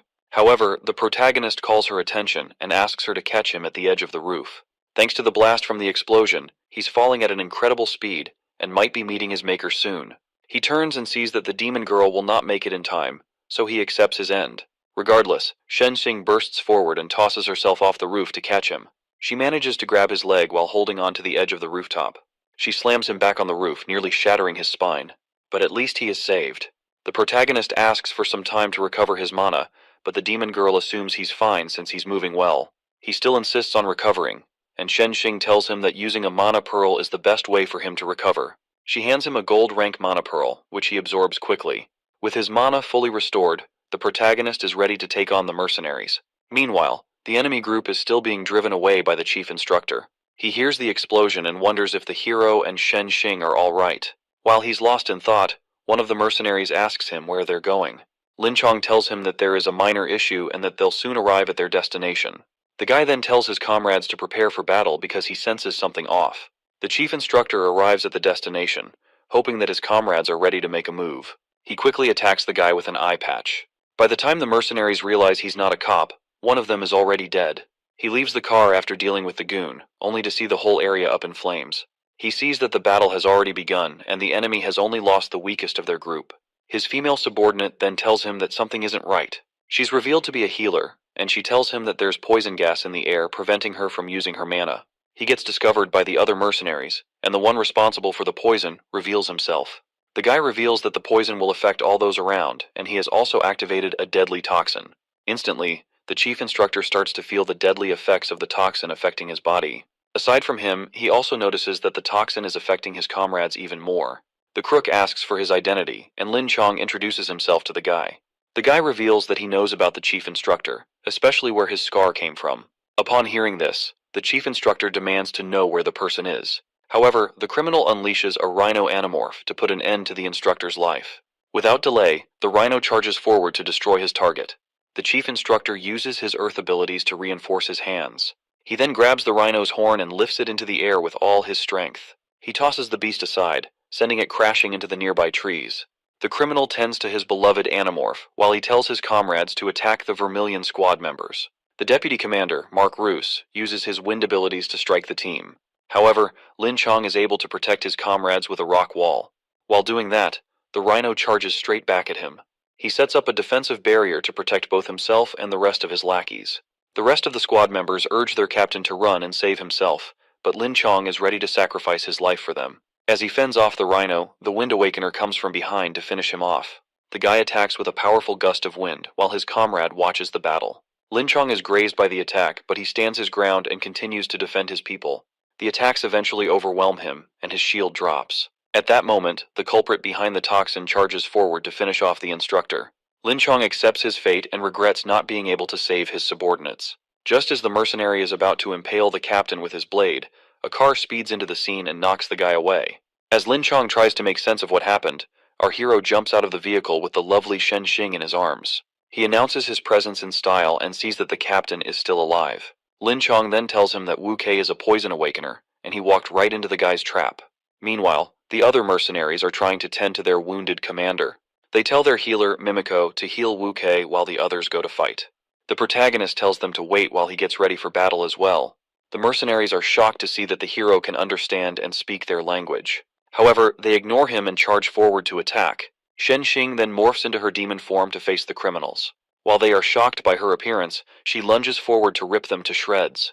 The mercenaries manage to deduce her rank as one of them raises an earth wall to defend. The demon girl is able to charge over the wall and use her sharp claws to slash the guy's hand. The other mercenaries decide to work together after seeing that a demon awakener is not to be underestimated. As the battle rages on, our hero is uncertain of who will be the victor. His attention then turns to Lin Chong and his squad members, who are in a very bad state.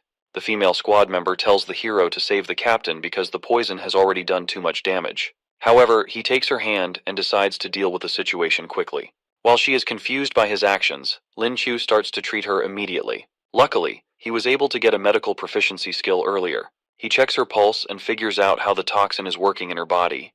The girl is shocked to see that the protagonist is good with mana beasts and medicine at the same time. He simply tells her he has a wide range of hobbies while searching for something in his pocket. He then pulls out a surgical blade, causing the girl to panic and be worried. However, he urges her to relax and quickly slashes her once. He holds her hand gently while she bleeds out all the bad poison. Slowly, her vision and mana flow start returning to her, thanks to our guy's skills. The girl then urges the hero to go and treat the other squad members, but he reminds her that she's a healer who should be doing that. Moments later, we see a healer tending to Wu Kei's wounds. He recovers and wonders how long he was knocked out. Nevertheless, he is baffled when he sees members of the Vermilion Squad recovering from his toxin. He doesn't understand how their healer was able to get the toxin out of her own body. He also sees that their boss is having a hard time with the ongoing fight as well. In order to save his group, he decides to release another wave of deadly toxins. As the poison spreads out, Wu Kei feels unbothered because his comrades all have antidotes for it. Shen Xing stops her fight as the poison gas gets closer to her. The mercenaries tell their healer to heal them, believing that the demon girl has been poisoned. However, they are taken aback by what they see. Like the demon she is, Shen Xing sucks up all the poison and says it's very delicious. This girl is a complete crackhead. The toxin only succeeds in empowering the damage of her claws. She walks up to Wu Kei, who is frightened and looks like he's about to wet his pants. The demon girl slaps him away, leaving the others completely scared of her power. She slowly approaches the remaining mercenaries, and all they can do is scream for their lives like pathetic wimps. As night falls, all that can be heard is the pathetic screams of the criminals as Shen Xing mops the floor with them. Even her comrades are completely scared of her. The hero is confident that the criminals will eventually surrender after taking so much damage. Lin Chong heads to report to the captain of the squad, and he reminds his people to spare Wu Kei. When the hero asks why the guy needs to be spared, Molly explains that the criminal commander might know the location of Lin Chong's sworn enemy. Lin Kyo is shocked to hear that the chief instructor has a sworn enemy. Molly explains that 8 years ago, Lin Chong had joined a mission with Wu Haiyuan, who was the captain at that time. They were tasked with bringing back a valuable item to the country. Captain Wu's unit was ambushed by a strange force on their way back, and the captain was no match for the powerful forces and the strange man. In the end, the squad members sacrificed themselves for Lin Chong to escape. That was when he got the scar on his face, and he swore to leave it as a reminder of what happened. Lin Chong kept beating himself up for what happened then, and wished he had died like the rest. Molly also says that Wu Haiyuan must feel conflicted about letting the chief instructor live. The hero can also tell that Lin Chong hasn't stopped thinking of that time. While he wonders how powerful that enemy has become, Molly sees a horrible sight. Team leader Shen ends up killing the commander and deputy commander of the Tiger mercenary group. So much for keeping an eye on her. Lin Q notices that the team leader's condition is a bit unusual. At that moment, the demon girl achieves a breakthrough and reaches the platinum rank. According to Lin Chong, once a demon awakener achieves this rank, they can retain control over their mind. She then asks her captain if she should finish off the remaining mercenaries. At their plea, he decides to bring them back for interrogation and ask them some questions. He asks them if they know how he got the scar on his face. But the healer Mimiko doesn't understand his language. The protagonist then translates for them and threatens the criminals as well. The goons don't know anything about Lin Chong's scar, and the hero relays this to him. Mimiko then tells them that Wu Kei is affected by demon poison and she can't heal him. Team leader Shen offers to wake up the guy with her demonic methods. She uses her demonic touch to remove the poison, and the guy finally wakes up. He sees the demon girl and is completely frightened. He shrivels up in a corner like a loser and begs her not to eat him. The chief instructor then asks her to take the other two criminals to a corner. After that, he starts to interrogate Wu Kei, asking what he knows about the scar on his face. The guy refuses to answer, but Lin Chong assures him that he'll be kept alive like his remaining comrades. However, the poison awakener doubts he'll be let free, considering how many crimes he has committed. The guy then asks the chief instructor to swear on his squad's name that he'll be let go once he gives the information he has. He knows the instructor and his squad are big on vows and rules, so he wants to leverage this for himself. The chief instructor then swears that no one from his squad will attack Wu Kei after the guy reveals the information. Feeling glad that Lin Chong actually made a vow, the criminal decides to be a man of his word as well. He reveals that the instructor's sworn enemy is known as Capella from M Nation, and he's a berserk awakener. The last time Wu Kei saw him, the guy was at the peak of the diamond rank. The goon says he got the information from one of Capella's underlings known as Jabari. The instructor assumes he's right, considering his investigations have all pointed at Capella. After that, he decides to let Wu Kei go free. The instructor gives the criminal the final chance to leave, but the guy wonders if his actions are worth it. The protagonist admits that there's no reason to let a scumbag like him walk free. However, the guy asks if he isn't afraid that people will find out about the vow. Our hero then reveals that he isn't part of the squad. He lunges forward to teach the goon a lesson and lands a haymaker that shatters the guy's jaw. After the guy gets knocked out, Lin Chong shows the protagonist Buck's phone. He also thanks the hero for all he's done to save their lives. After that, he asks Lin Chu about the explosion he heard. The protagonist explains that the explosives were detonated safely after criminals set them up. The only problem is that the hotel suffered a lot of losses. Once again, the chief instructor humbly thanks our hero and bows. The protagonist tells him that he isn't worthy of so much praise. Lin Chong then tells him to call him by his first name, so it doesn't look like they're so distant. After that, they head off to rest and interrogate the other two mercenaries. The next day, our hero starts to interrogate Mimiko, and she agrees to comply. She introduces herself to him and says she was taken away by Buck when her healing abilities were discovered. Shenxing calls his attention and reminds him to take the interrogation seriously. He finally focuses and tells the criminal that she'll be punished for hiding anything. Mimiko isn't sure who hired her, but she says someone from M Nation spoke with Buck when she was in the room. She says the person's code name is Great Teacher, and it seems like the person has a high position in the country. After that, Lin Chu asks her how much she was paid to partake in the mission. When she says they were offered $100 million, the hero completely loses his mind. According to her, they'll get $30 million as an initial payment, then the rest will be sent to the mercenary company's account. The hero worries that Buck is the only one who can access the account, but Mimiko reveals she also has the password. After that, the hero asks Shen Xing if there are any computer hackers around, and she tells him they have a guy known as Yang Fan. 10 minutes later, Yang Fan arrives in the interrogation room and meets Lin Chu. Our hero tells the guy to transfer all the money from the mercenary account to their own. He then tells Shen Xing to keep most of it and asks for a small share. The demon girl then agrees as a way to thank him for all his help. The hacker manages to get into the account, and they are all shocked at how much money the criminals have. However, the small change our hero is expecting turns out to be smaller than he expected. Shen Xing tries to cheer him up and suggests using her power to give him some more money. However, he refuses humbly and tells her to keep everything. She mentions that she planned to give him 10 million, and our hero's eyes light up like a deranged addict. He ends up sulking in the corner after realizing how much money he just gave up. In order to feel better, he decides to draw a skill for the day. Sadly, he ends up getting a shocking E-rank skill. The protagonist analyzes the skill and discovers that it allows him to appraise the authenticity of an item. He sees this as the perfect opportunity to make all the money he wants. He keeps daydreaming until Chong asks what he's so lost about. The chief instructor reminds him that the contact will soon reach out to them. They all gather together, and Chong tells the hero that it's all up to him. When the phone rings, Chong hands it over to Lin Chu and tells him to put it on speaker. The hero changes his voice to resemble Buck's own and communicates with the contact. The other criminals are shocked to see how well he can imitate their boss's voice. The contact then says that he'll arrive in the next 2 hours. When the call ends, the protagonist assumes the contact is a citizen of Z Nation and tells everyone to be cautious. Chong tells the other mercenaries to cooperate, or it'll be the end for them. The 2 mercenaries assure him that they'll do their own part. After a while, Shenxing sees that the contact is 20 minutes late.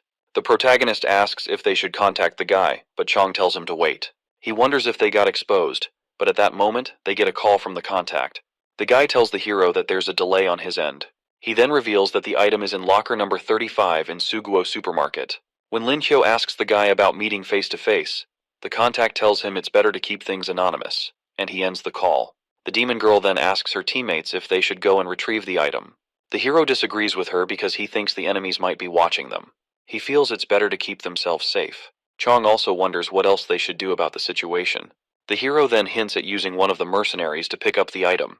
10 minutes later, at the Suguo market, the mercenary, Eto, walks into the building. As he looks over at the lockers, he recalls that the protagonist gave him this chance to redeem himself. While trying to figure out how to open the safe, a strange person bumps into him. He turns to confront the individual, but the person suddenly disappears without a trace. Eto then notices that the person dropped something on the floor. He uses the item to open the locker and retrieve the goods inside. Back at the Vienna hotel, he tells the others that he has retrieved the item. He hands over a flash drive to the protagonist. The protagonist gives the flash drive to Yang Fang, but the guy is finding it hard to decode the device.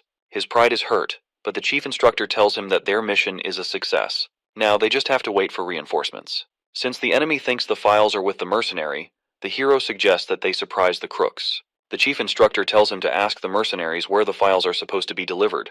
Lin Qiu walks over to Mimiko, giving her an opportunity to redeem herself by cooperating. The girl also wants to have the privilege of a single cell like Eto. When the hero asks, she tells him that they were supposed to deliver the files to the coast of Jeweled City, where someone will pick it up. On the other hand, our hero is bothered that the remaining money will be lost if the deal gets cut off. He suddenly picks up Buck's phone to make a call, and Chong asks what he's doing. He tells the instructor to keep quiet because he just got an idea. On the phone, the contact tells him to deliver the item to the given coordinates. However, our hero tells the guy to transfer the rest of the payment. Even though the payment is supposed to come after the delivery, he tells the guy to transfer the cash now. The guy warns him not to be stupid, but the protagonist suddenly demands a higher payment. The contact falls for it and says he'll ask for approval from his superiors.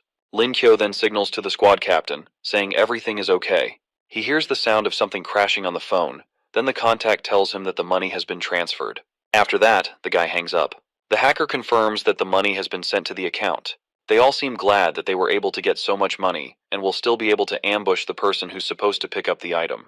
As Shenxing asks for the money to be transferred to her account, the hero asks about his cut. She assures him that he won't be disappointed, but our hero wants the money so that he can get married.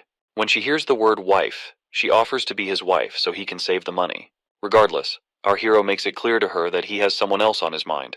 The demon girl assures him that his cut won't be lower than 30 million as he expects. A few later, the reinforcements finally arrive at the scene. Surprisingly, the team sees Murong Tu, one of the 3 exalts from Z Nation, approaching them. Shenxing explains that the man is the idol of the military and is also known as the tiger of the army. Meanwhile, Tu praises Chong for a job well done. However, the chief instructor tells the man that he can't take all the accolades. He tells the man that the people who did the most were Lin Qiu and Shenxing. The old man commends the demon girl, who refers to him as her granduncle. He explains to her that the enemies are already at their gates, and he has no plans of letting them leave in one piece. He then asks them who exactly the protagonist is, and Shenxing offers to explain. As she explains everything to the old man, he seems quite impressed with the hero's deeds. She also tells the old man that Lin Qiu is her teacher, which makes him quite concerned. However, the man assumes this means that the protagonist has seniority over her. Just like that, he decides to take the hero as his nephew. This man definitely has some family issues. Regardless, our hero refers to him as his uncle immediately and pays his respects. Tu then gets a call from a man named Shen and asks how things are going on his side. Chong explains to the hero that Elder Shen is Xing's grandfather, who's helping them eliminate the threats at Jeweled City. They overhear the old man confirming that the enemies have been wiped out, and Tu relays the info to the team. Chong hands over the flash drive to Elder Tu. The old recalls telling Chang that his talents were as good as his. Jang was friends with the three exalts but gave up training and focused on his research. Tu honors his friend's memory, saying that his research is safe. Before he leaves, he tells the team that there are still traitors in the country who need to be discovered quickly.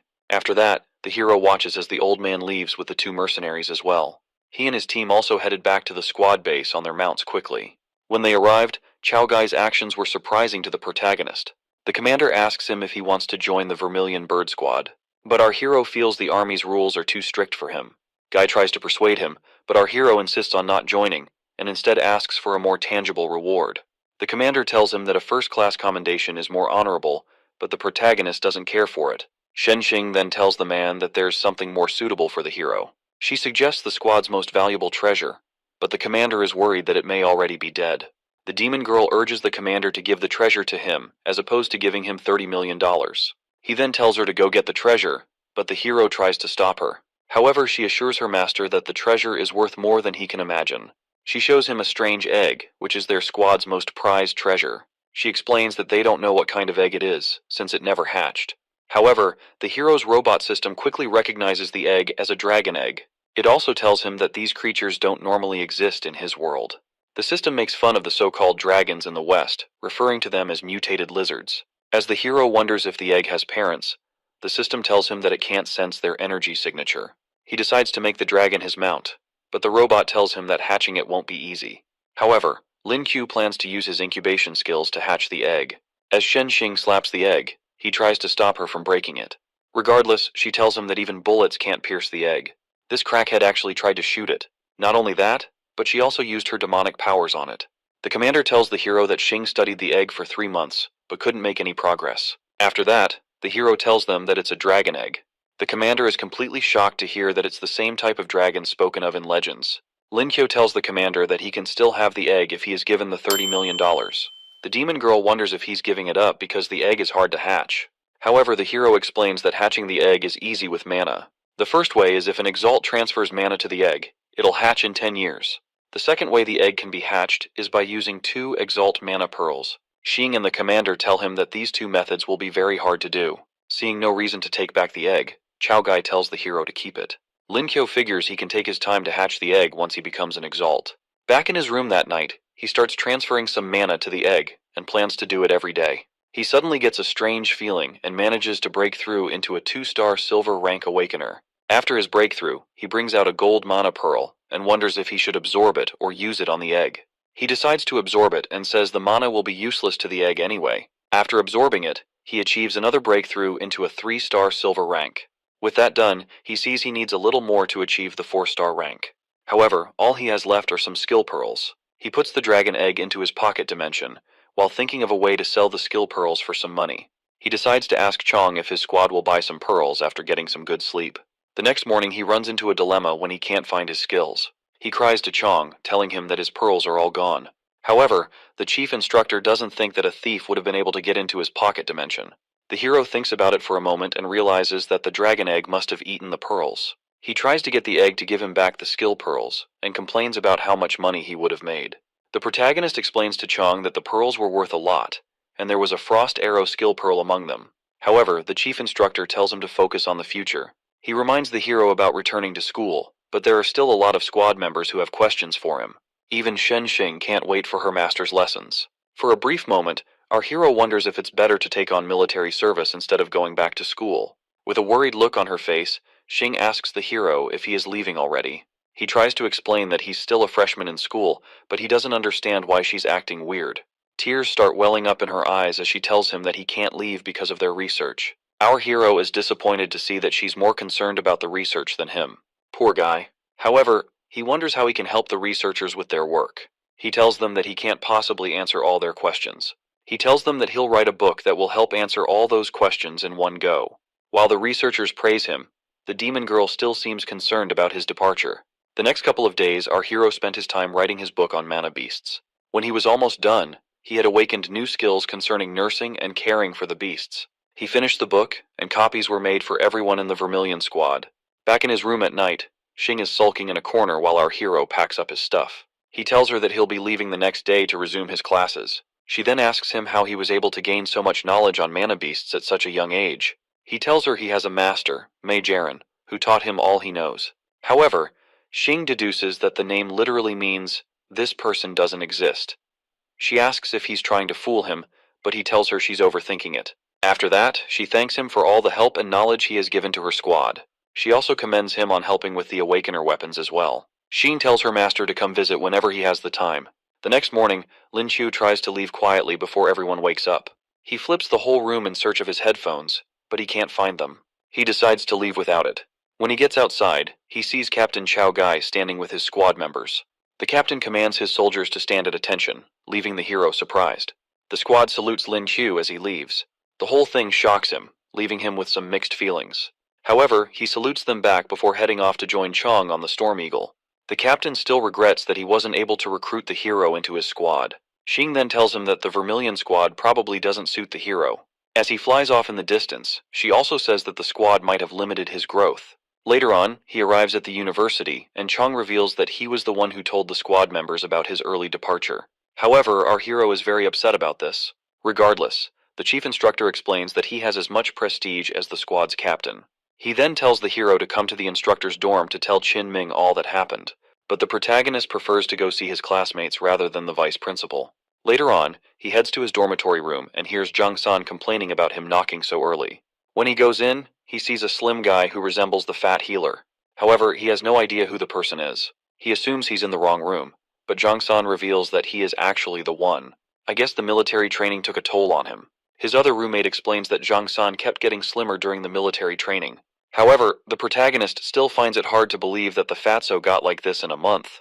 His friend tells him that he has become a celebrity at the university since he left. The guy then tells Lin Q that the summary presentation will soon be starting, and our hero wonders if he'll get to see his crush. The scene shifts to the sports field, where a lot of students have gathered. Our hero also arrives there while feeling very anxious. The healer teases him, asking if he's looking for the prettiest girl in school. That's when someone calls out to him, and our hero sees the beautiful Zhenjun. As he tells her that he's back, Qian also shows up to ruin the sweet reunion. As usual, she starts throwing herself all over him and asking if he just got back. However, our hero sees that Zhenjun is furious and ready to skin the girl alive. He moves to his crush's side and tells the other girl that he came to see her. After that, it is announced that the presentation is about to begin. Beside Lu Zhen, we see Ouyang Zhe, the university chancellor and also a spatial awakener. The protagonist takes note of the old man when he enters the field. The man waves over to him and offers him a seat when he approaches. Lin Qiu tells Zi that it doesn't seem appropriate, considering that a lot of people are watching them. However, the old man tells him that he has gained honor from the university, and he's willing to tutor him when he has free time. With no other choice, the hero takes a seat beside the chancellor and thanks him for the praises. The other freshmen see the hero sitting beside the chancellor and wonder why he gets that much privilege. Even Zhenjun starts to feel a distance grow between them, but she is still very happy for our boy. As the presentations go on, the protagonist starts to get bored of the whole thing. He then accesses the system to awaken his daily skill. Fortunately, he acquires an A-rank lightning skill. He quickly accepts to use it and is glad he didn't get a trash E-rank skill this time. He also gets a chance to fuse it with his Animorph skill, and he quickly accepts it. After that, his Dorabon evolves into Dorelic Bit, leaving the hero quite baffled. The robot starts chanting a script, and the hero wonders if he can use his lightning abilities already. The system confirms it, and he's glad that he doesn't have to do the weird chant before using his ability. He also gets the ability to generate static electricity by rubbing his hands together when he morphs. Considering he's a shameless degenerate, he has confidence in his ability to use this well. He also gets two other powerful skills that can deal a lot of damage to a single target, and that's also a long-range attack. Seeing that these are single-target skills, he concludes that he needs to look for a multi-target Pearl skill. With his ability at S rank, our hero feels like a complete badass. The presentation finally comes to an end, and the military service is over. He then sees Zhang San thanking Instructor Ming for helping him lose weight and train hard. The vice principal then approaches and calls him. He tells the hero that the chancellor is waiting in the training room to teach him. As they enter the training room, Lu Zhen tells the hero that the room is not being openly used because classes haven't resumed. The hero then sees the chancellor, who is actively training. In that brief moment, our hero feels like the old man is going to use him as a punching bag. Z then tells Lin Qiu to attack him with everything he's got. However, he feels quite uncomfortable going all out against the old man. With no other choice, he activates his newly acquired form, Doara Elic Bit. The furious lightning buzzes around him as he prepares to attack the chancellor. The old men notice his form as well as his power being stronger than before. The protagonist opens up a portal and appears behind the Chancellor instantly. With his lightning-imbued fists, he punches the old man, who gets staggered by the electricity. After that, the hero retreats through his portal to a safe spot. On the other hand, Z takes note of the impressive abilities of the protagonist. He then tells Lin Q to attack with everything he has, promising not to retaliate in the process. The protagonist is glad that the old man won't fight back, wishing he had said it earlier. With that settled, he charges up an even more powerful lightning attack to strike with. With all his might, the hero unleashes a lightning strike on the Chancellor, making the old man feel overwhelmed. The Chancellor is able to tell that the attack is as strong as the most powerful attack from a peak Silver Awakener. After that, he asks the protagonist if he has anything else in his arsenal. Our hero is already pretty exhausted from the earlier attack. However, he attacks the old man with a barrage of punches, but this is just a distraction. He steps back to use his final attack by using a portal to pluck a strand of the old man's hair. This guy's audacity is insane. Regardless, the Chancellor is disappointed at his petty tricks. Despite the hero being an unruly idiot, Z admits that he has a keen mind. He is pleased by Lin Chu's feats and offers to be his master. Without hesitation, our hero quickly accepts him with all the gratitude in his heart. Z then reaches into his pocket to give the hero a gift. He hands Lin Q a gold-rank spatial ability Mana Pearl, which also has a skill in it. The Chancellor then tells him to learn the ability immediately. As our hero absorbs the pearl, the old man feels he will make a good successor as a spatial awakener. After absorbing it, Lin Chu manages to break through into silver rank 4 stars. He sets his sights on the test dummy nearby and unleashes his dimension slash on it. As the slash disappears midway, he tells his master that the ability is subpar. However, the test dummy suddenly explodes into tiny pieces, leaving our hero completely shocked. Lin Q realizes that the ability is more powerful and useful than he thought. After that, the Chancellor asks him to explain his spatial abilities. The protagonist starts by explaining the capabilities of his teleportation door. He explains that he's been using the door as a teleportation skill, and he goes further to explain its practical skills when he combines it with his mana skills. The old man then tells him to test out his ability. The protagonist opens the Anywhere door, which now has an increased range of 70 meters. As the portal opens, he sends his dimensional slash into it, and the attack comes out on the other side, destroying the ground. Chancellor Z commends his display of combining his skills. Even Lucian remarks on how impressive the technique is. Lin Qiu also realizes that he can use the door in combination with his lightning abilities to pursue a target. Xian suddenly enters the room, telling her grandfather that it's time for dinner.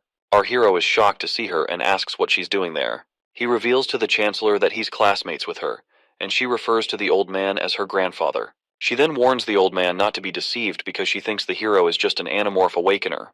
However, the old man lets her know that he's not a fake, and has decided to become the hero's teacher. Feeling afraid of her grandpa, she nervously refers to the protagonist as her uncle. Lin Qiu takes the opportunity to gloat about being Shen Xing's master as well, which leaves the old man baffled. Z then tells him to take care of his granddaughter when classes resume, but she doesn't seem too fond of this. Later on, the old man leaves, saying he'll return to teach the hero when classes resume. As he bids his master farewell, Zhang San approaches him. The protagonist explains that he was called off and wonders why his friend is looking for him. The guy then drags him off, so they can enjoy their remaining 2 days of vacation. They arrive at the number 3 company in the country, known as the Prosperity Group. There, Zhang San waves over to his brother, Zhang Er, who is revealed to be the second son of the owner of the Prosperity Group. He introduces his brother to the protagonist. On the other hand, is shocked to see how his brother has changed so much. Our hero knows exactly how the guy feels because the weight loss is really shocking. Decides to confirm San's identity by asking for their eldest brother's name. San tells him it's Jiaki, and the guy realizes that the slim dude is really his brother. He then tells his brother that the protagonist has been protecting him while they're in school. Tells the hero that he can call him brother as well and says that he's heard a lot about him. He then tells them to come inside, but our hero feels suspicious of the guy. As they get into the elevator, Lin Chu can't help but marvel at how outstanding it looks. They arrive at their floor and walk into what looks like a storage room. San tells the hero that his brother is fond of playing around with different kinds of things. While staring at all the antiques, asks the protagonist what he thinks of them.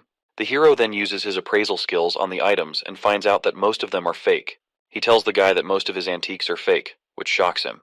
The guy tells him that he spent a lot of money to buy all those items, and his brother tries to calm him down. Our hero then offers to appraise some items for him. However, doesn't fully trust the hero's judgment. The guy brings out the first item, and the protagonist gives him every single detail of the antique. After describing the bowl, Lin Chu tells San's brother that the item should cost 25 million at a minimum. Tells him that he spent that exact amount to get the bowl, but Lin Q isn't done with his appraisal. The protagonist then goes ahead to tell him that the fake item he has will be valued at around 100,000. Is crushed when he finds out that he wasted so much money. Lin Q apologizes for Ir's hurt feelings and continues to break the poor guy's heart by pointing out all the fake antiques in the room. The guy is fed up and tells the hero to stop. Then he asks our boy to come with him to an auction the next day, and even offers to pay a commission. The next morning, our hero wakes up on his bed with a blank expression on his face. He turns to the system and asks for his skill of the day. The robot gives him a skill known as penetration vision, and he wastes no time to learn the ability immediately. He quickly tests it out and sees that it's basically like having X-ray vision. Jang San walks into the room and the hero quickly sees the guy's skeletal structure. Sadly for him, this is not the skill he thought it would be. Meanwhile, San has no idea why he's acting so strange. The guy hands him a bag and reminds him that they are supposed to go to the auction with his brother. Moments later, at the treasure trove pavilion, Lin Chu and the Jang brothers are seen arriving at the scene. The protagonist notices that the bodyguards there have a lot of mana as well. As they walk into the place, one of the staff members directs them to their seats. When they get into their seats, San tells our hero that the people participating in the auction are wealthy. Lin Chu turns around to see the love of his life, Zhenjun, who wonders what the hero is doing there too. While he admires how beautiful she looks, someone suddenly asks how she knows him. The high school goddess introduces the person who is revealed to be her mother, Wen Shahan. However, our hero sees her as his future mother-in-law. With a mean look, she confirms that Lin Q is the one who defeated her daughter several times. San's brother then waves over to Shihan. He introduces her to his brother, and tells the woman that the protagonist is also his brother's schoolmate. The woman then winks at our boy while mentioning how often Zhenjun talks about him. Meanwhile, Zhenjun tries to get her mom to stop teasing her. Our hero, being the gigachad he is, tells Shihan how beautiful she is, and how he could have mistaken her for Zhenjun's sister. The woman sees how much of a sweet talker our boy is. While Zhenjun tells him to stop blabbing so much, her mother takes note of how much she likes him. Their attention then turns to the person who calls out to the audience. The person is revealed to be Li Zhenyu, the owner of the building. He reminds everyone that once the money and goods are exchanged, the deal is done for good. However, the protagonist sees through his tricks. After that, he starts the auction with the first item that's up for bidding. It's a blossom bowl from the S dynasty. The owner then starts the bid at the price of 2 million, or quickly asks the protagonist if the item is genuine. The hero pauses for a moment, then tells him that the item is real and not worth more than 5 million. The guy quickly bids with the price, while the protagonist hides his face nervously. With no other bidders, Zhenyu congratulates Air on getting the first item. After that, our hero calls out a bronze vessel as a fake item, a black and white painting as genuine, and a different colored painting as a fake too. Moments later, the owner tells the audience about plenty of raw jade stones in the next hall. He believes there's treasure inside the stone and starts the bid for it at 100 million. The audience then moves into the next hall. However, tells the hero that he's not interested in the stone gambling that will come after. Regardless, our hero sees this as the perfect opportunity to use his X-ray abilities. Meanwhile, the son of the owner of Rising Group, Song Gae, walks up to Zhenjun and compliments her beauty. On the other hand, the girl is completely repulsed by his presence. At that moment, our hero steps in and tells Zhenjun how he's been looking for her. What a desperate man. The girl is surprised and wonders if he's trying to help her. Lin Kyo ends up smirking at Song Gae, who gets infuriated. After that, the protagonist walks away with his woman. Later, Gae tells his assistant Wang to find out everything about our hero. The hero and Zhenjun keep on walking till they reach a crowded area. When he feels they're safe there, his crush lets go of his hand. She threatens to cut off his hand if he tries to hold her again, but he lets her know that he is just trying to help. With a shy look, she thanks him for helping her out. As he admires her beauty once again, Zhenjun's mother breaks up the lovebirds, reminding them that there are people still around. She urges them to stop fighting and instead come look at the precious rocks. They walk into the area where there are numerous lovely rocks of different sizes. The protagonist realizes that they are all uncut jadeite stones. The stone gambling became a thing because no one could tell if the stones possessed jade, and it was more difficult to determine their grade. The uncut stones came with high risks but cost very little, while the jadeite stones had a much lower risk but a higher cost. Lin Kyo then sees some guys inspecting the wondrous stone that the owner spoke of earlier. He uses his X-ray vision on the stone, and sees that it's only valuable on the outside with no value on the inside. He sees an expert working with the host and figures this is why the stone is up for sale. Suddenly, Song Gae calls out to him. The guy warns our hero to stay away from Zhenjun because he feels Lin Q isn't worthy. The protagonist retaliates by asking if the guy thinks he makes a better match for her. While the guy tries to gloat about his high status, the hero calls out his fake designer clothes. The guy feels insulted when hearing this, but Lin Q swears he can't insult his fellow man. Zhenjun and her mother look towards them as the situation gets heated. Sangha then proposes a wager and says whoever loses has to stay away from the high school goddess. As Zhenjun calls out the guy for attempting something so audacious, the hero also tells him that she is not an object to be sold. However, Sanghae tells him to stop hiding and says whoever loses will have to pay 100 million. However, when the protagonist refuses, the guy calls him a poor loser. Surprisingly, Lin Q says that the bet amount is too small and increases the stakes to 500 million. At the moment, Sanghae becomes conflicted because he knows he'll be humiliated if he backs down. He then asks if the hero has such an amount of money. R then comes in and says he'll pay up the money if the protagonist loses. Still, the desperate guy and his butler see Zhang Er as nothing but a little kid. The guy then accepts the deal and tells the hero not to cry if he loses. Meanwhile, Shihan asks her daughter if she's interested in the hero, but Zhenjun tells her that she's too young. However, her mother doesn't feel the same way. She decides to stop teasing her daughter after the poor girl calls her out for it. Shihan promises not to interfere in her daughter's decision, so long as she is happy. On the other hand, Zhenyu offers to be the witness of the wager. He tells them the 5 tiers of the uncut jadeite stones in the area, the first going from 3,000 to 10,000 and the last tier being at over 10 million. He tells the two sides to choose 10 stones, and the person with the highest value will be the winner. The protagonist and Song Jae's assistant then proceed to choose their stones. As the butler submits his picks, the owner puts on a devious expression. Soon after, the protagonist submits his selection as well. From Jaeyun's perspective, Wang's selection looks much better than the hero's own. He wonders if the protagonist really knows how to play the game, or is depending on luck. He then asks who will go first to cut their stones, and our hero decides to go first. The gem cutter starts to cut the stone and is shocked by his discovery. Lin Q's stone ends up gaining much value once they discover the jade inside. The owner analyzes the excellent texture of it and says its value is worth 10 million. Upon hearing this, the whole crowd can't believe how lucky our boy is. Meanwhile, Sanghae and Wang look quite upset. After that, it's Ji's turn to cut his stone.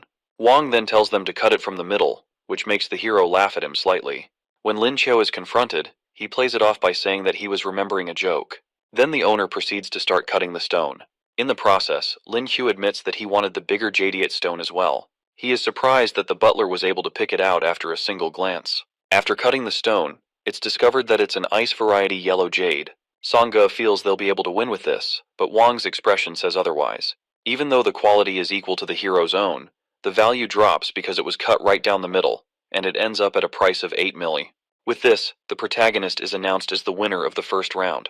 Zhenjun shows that she's very happy with their lead. Lin Qiu offers to give his crush a present once they're done with the competition. However, she tries to pretend like she doesn't want any presents. As our hero goes back to pick stones, he tells himself to maintain his lead in order to remain discreet. During the second round, both contestants fail at extracting a jade. In the third round, Wang's jade is worth more than the hero's own, so he wins. As the final round closes in, Sanghae still feels like they have a chance to win. However, Wang tells him that the hero has only spent less than 100,000, yet he's leading them by over 1 million. The butler glances at the protagonist and concludes that he has to be an expert. After that, the owner tells them to choose their final stones. Sadly, Wang doesn't feel confident now, and he's not willing to bear such a huge loss. On the other hand, Ji still feels they can overcome their loss and win the wager. He quickly picks out a huge rock from the pile. Janger then calls him out for cheating because of how much the rock is worth. However, Ji reminds him that they're looking at the value of each jade. With this stone, he's very confident of emerging as the winner. Even Zhenjun calls him out for being shameless. But the hero isn't fazed by this. Lin Qiu decides to raise the stakes again, which leaves his opponent confused. However, those in the crowd start gossiping about Ji being too much of a wimp. With no other choice, he accepts raising the stakes. His assistant, on the other hand, has lost all hope. Lin Qiu then picks up a small, cheap stone, leaving the audience bewildered by his decision. The protagonist confirms to the owner that he's sure of his selection. As Zhenyu collects the stone to cut it open, Gay asks for his to be cut first in order to break the hero's spirit. When they split the guy's stone open, it turns out that it has no value on the inside. Ji is too desperate to accept such a loss and tells them to cut it open again. The stone gets cut up some more, but it's still as useless as this guy's senses. After that, the owner tells him that the exterior of the jade will be valued at 15 million. With this, the guy gets a lead of 13 million, and he's confident that the hero's rock won't be that valuable. When it gets to Lin Qiu's turn, he decides to cut open his stone again. Instead, he tells them to scrape the entire stone. Everyone else is shocked by this because it might end up as a huge loss. However, the process begins, and the results are shocking. They discover an imperial green jade within the rock. Janger is happy to see how valuable the stone has become. He commends the hero on how impressive his skills are. Meanwhile, Lin Qiu gloats over Songge, who just lost about 600 million. The owner then offers the protagonist 60 million for his imperial jade. However, the people in the crowd go crazy and start bidding with higher prices. Zhenyu goes further by offering 100 million for the jade.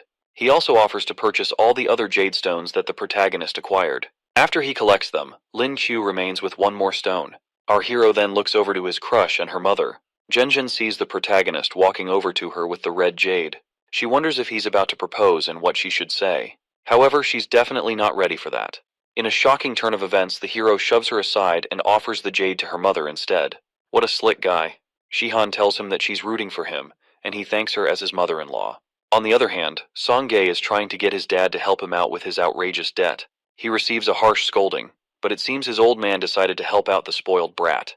He transfers the money to Lin Qiu, who confirms that he has received it. After that, our hero bids the guy farewell. After that, he starts to celebrate how rich he has just become. Nevertheless, he still worries that it won't be enough to satisfy the dragon egg.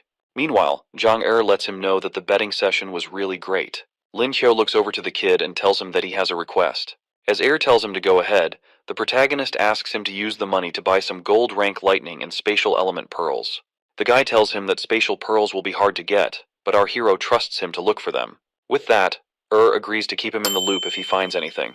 Later on, they drive to a hotel where the protagonist can rest for the remaining 2 days. He gets into the bed and tells the robot to draw a skill for him. Luckily, he gets an SS rank Animorph skill known as Jade Rabbit.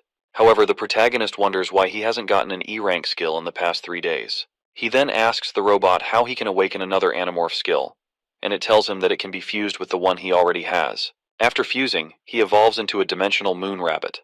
Lin Qiu commends the system on the good name but asks why the lightning part was left out. After that, he asks the system to show him the skill details. From the description, he sees that different levels of the skill increase his stats by an insane amount.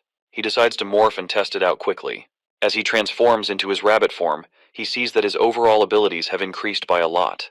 The robot tells him that he can last for a minute in his full moon state, and probably longer if he doesn't go all out. Sadly for him, a minute is way too short. Considering how much a stat boost he gets, he decides that the duration isn't so bad. When Zhang comes to wake him up, he sees something that horrifies him. He quickly steps out and closes the door, while the hero wonders if he should kill his friend to save his pride. 2 days later, they both see the school filled with students who are returning. A strange girl stops them and demands that they help her with her luggage.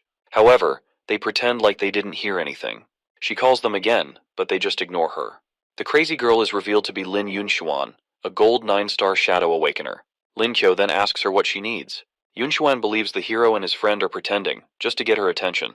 What an idiot. She then acts like she's giving him a chance to carry her luggage, and the hero asks why. While she's confused by this, he goes ahead to ask her if they owe her something, since she's acting so spoiled. The girl starts feeling nervous because she hasn't experienced something like this before. She then asks politely for help, and Lin Qiu decides to help her after seeing she's not so bad. Yunxuan notices that they are freshmen and asks for their names. Jang-san introduces himself and the hero, but he tells her that she should have done so first. The girl is surprised that they don't know her, but she introduces herself. San tells the protagonist that she's the former top beauty of the university. However, the protagonist doesn't think she's prettier than his love, Zhen. On the other hand, Yunxuan tries to calm down since she's dealing with new students. When they get to the dormitory, she goes to meet her dorm manager. As they wait, San remarks on how great the girls' dormitory is. Later, on the first day of classes, our hero has his first lecture, which is on mana beasts. Their lecturer for the class is Professor Zhang, who is famous in mana beast studies. While all the students are impressed by him, our hero feels there's no one who can match his knowledge of mana beasts. He suddenly sees a textbook and notices an error in it. As he flips through, he sees a couple more errors and writes them down. While he's doing that, the professor calls him and asks to see what he's writing down. He hands the book to Professor Zhang, who is shocked by the things he wrote. The old man takes a seat and asks for our hero's name. The old man then asks about his correction on the Crimson Jade cat, to which Lin Qiu tells him that the beast has terrible night vision. He explains that the cats are agile at night thanks to their extraordinary hearing. As the professor continues to talk with him, the other students wonder what's going on. Sima Yan reminds the old man that they're still in class. However, the old man tells them to prepare for the next class, while he discusses the issues of the textbook with Lin Qiu. Qian and the other students are impressed by the hero's knowledge. After that, the professor tells them to leave in order not to disturb them. As they step out, it's evident that some students aren't happy about this. The old man tells the protagonist that any mistake they make could potentially kill people in dungeons. After that, they continue their discussion. Later on, in advanced math class, the protagonist sees a free seat beside Genjin. As he walks over, Chen rushes to his side and asks him to sit with her. He tries to tell her he wants to sit with his crush, but the high school goddess pretends not to care. As Chen keeps bugging him, he can sense Genjin's piercing gaze. He tries to play it off after seeing how angry she is, while Chen remains confused. The scene shifts to the training grounds, where the students are about to have their Awakener classes. As the students wonder who will teach them, Lin Chu walks up to Chen to ask why she's bugging him, and she says she needs help with her studies. However, he feels Genjin is going to kill him if this continues. The lecturer for the class comes and is revealed to be Han Juning. As usual, she decides to start the first class with a show and tell session. On the other hand, the protagonist feels he'll become a laughingstock if he reveals his rabbit form to everyone. The professor then calls up Genjin to start first. After she unleashes her ice abilities, Chen goes next by showing her fire skills as well. When the girls are done, the protagonist is called to go next. He asks the instructor if he can skip the part because he feels too embarrassed. However, Juning assures him that no one will laugh at him. He agrees and morphs into his dimensional rabbit form, unleashing a huge wave of deadly aura. When the girls see this, they are all surprised by the hero's form. They all see the hero as an adorable rabbit, wishing to touch his ears. Meanwhile, Lin Chu leaps towards a test dummy and smashes it with his overwhelming strength. As it shatters, the girls fall more in love with our boy. Even Genjin and Qian are captivated by his good looks and his animorph form. Qian thanks her grandfather for finding someone so handsome for her. Juning calls Sima Yan to go next before all the girls lose their minds. As Yan steps forward, he gives the hero an unpleasant stare. He morphs into his eagle form, believing that he looks cooler than the protagonist. However, the girls see his form as pathetic and not even comparable to that of the hero. The guy then glares at Lin Q, who doesn't understand why he's being blamed for Yan's foolishness. Juning then says she'll form special training plans for them. After that, she tells them to start running laps around the field. The students aren't happy about this because they suffered enough during their military training. Sadly for them, the teacher tells them to run 1 infinity times around the field. She tells them that they don't have to run once their fitness level is at gold rank. As they walk off, Yan asks Lin Chu why he isn't joining them to run. The protagonist then asks if the guy is sure that his fitness isn't already at gold rank. Juning then offers to test the hero by herself. Lin Qiu agrees to be tested by her. They shake hands, and he notices how soft and delicate her hands are. He then focuses his strength on his hands, and it makes Juning wonder if he isn't a power awakener. She confirms that he's at the gold rank, leaving Yan quite disappointed. With no other choice, he heads off like a loser to run his laps. The professor then asks the hero if he's heard about the Awakener clash coming up in 2 months. He recalls that Lu Jun had mentioned it to him earlier on, which makes her sad because she wanted to scout him. However, she says there's one more student who can participate in this. When the protagonist asks, she tells him that it's Zhang San. She explains that his skill, which can increase attributes, makes him a very good support. Upon hearing this, the hero asks the teacher to tell him more about the event. On the other hand, she is surprised that he knows nothing, even though the vice principal told him about the event. She explains that each team will comprise 7 members, and there will be one 5 versus 5 team match. Also, each team can have a certain number of substitutes. Despite San's low rank, she says that the support only has to use their skill in the 5 versus 5 matches. Juning also tells the protagonist that San's buff skill lasts for 2 minutes. He feels Capital University will be their equal, but the professor is aiming for 2nd place, making him wonder if their opponent is that strong. She then tells him about Zhang Hu, who's a destruction-type awakener and is at Platinum 3-star rank. She explains that the guy stands at the top of all universities in the country, a true prodigy. Juning tells Lin Chu that the vice principal picked him, so he can learn a lot during the competition. After analyzing his rank, our hero feels his university should be at the peak of the gold rank. As the protagonist braces himself to improve over the 2 months left, the other students come back after running their laps. The professor is sure they have questions, and she explains that improving their fitness will reduce the side effects of absorbing mana pearls. After that, she decides to call it a day. On her way out, she asks the hero and Zhang San to meet her on the field at night. As night falls, they wonder if the professor wants to see them about the Awakener event. A guy known as Chen Long calls out to them and tells them that the seniors use the training facility at night. Yun Xuan sees them and says that they should be studying. However, the protagonist explains that they were called by their teacher. She then confirms that their instructor is Han Juning. Chen Long then introduces himself as a Platinum 1-star Power Awakener and the team leader. The protagonist and San also state their ranks and Awakener types. Long wonders how 2 silver rank Awakeners were able to catch the attention of Juning. The professor shows up and tells him he'll learn when they spar. Upon hearing this, our hero gets depressed, knowing he's about to spar with a gold rank awakener. She excludes Zhang San from the sparring since he's just a support. San then charges up his aura and demonstrates his skills on Yunshuan. When Chong sees this, he quickly accepts the guy into the team. While San is being praised, the hero feels left out. Chong then tells our hero to spar with Dai Biao, who's their weakest member. Biao, who's also an Anamorph Awakener, wishes Lin Q the best as they get ready to fight. The protagonist accepts it'll be a tough battle, then quickly transforms into his rabbit form. He lunges forward with a powerful kick as he decides to give it everything he's got. As the attack blows his opponent away, the guy wonders if the hero is really a silver rank awakener. Before he can react, Lin Q strikes him from above, sending him crashing into the ground. This causes a huge explosion, shocking the seniors to see their comrade being pushed back. Biao recovers from the attack and admits that he underestimated Lin Q. On the other hand, the protagonist realizes that the guy's defenses are too strong. The guy then unleashes his Animorph form. His strange and scary form shocks the hero, and even his comrades laugh at how ugly he looks. He charges and lunges forward to attack the hero, and the battle becomes a heated one. Our hero is pushed into a tight spot and needs to use a trump card soon. He quickly jumps back to get some distance and charges a lightning attack. He then shoots out a ball of lightning from his palm. Biao chests the attack with a lot of confidence. However, he is shocked when the lightning manages to paralyze him. Meanwhile, our hero is just getting started and rushes toward his foe to strike with another attack. Just as Biao is about to land a blow, Lin Qiu manages to evade and give some distance between them. He shoots out another lightning bolt, but his opponent dodges it. At that moment, he rushes in again to try and land a physical attack. However, his opponent is getting sick of the back and forth. The guy rolls himself into a cannonball and charges at our hero. Sadly, the protagonist isn't able to dodge in time, so the attack strikes him. He gets the wind knocked out of him and is in a bad spot. A girl nearby, known as Wang Huaigold, notices that the hero has coughed up a lot of blood. Being a healer, she rushes to his side to help him out. However, the professor tells her to stay out because our boy is fine. On the other hand, Lin Qiu admits that he underestimated his opponent as well. He quickly turns around to see that Biao hasn't stopped his attacks, and he barely dodges the next one. With no other choice, our hero unleashes his rabbit skill and goes into his moon lion form. His power increases significantly, including all his stats. The girls can't help but marvel at his cool form. Even though the boost is not as much as he wanted, it's still enough for him. Full of power and confidence, he lunges straight at his foe and lands a powerful punch. Biao gets sent flying through the room and coughs up a lot of blood when he crashes into the wall. At that moment, he admits he lost to someone who's supposedly weaker. The protagonist then extends a helping hand to help him up. He humbly accepts the help and accepts his loss as well.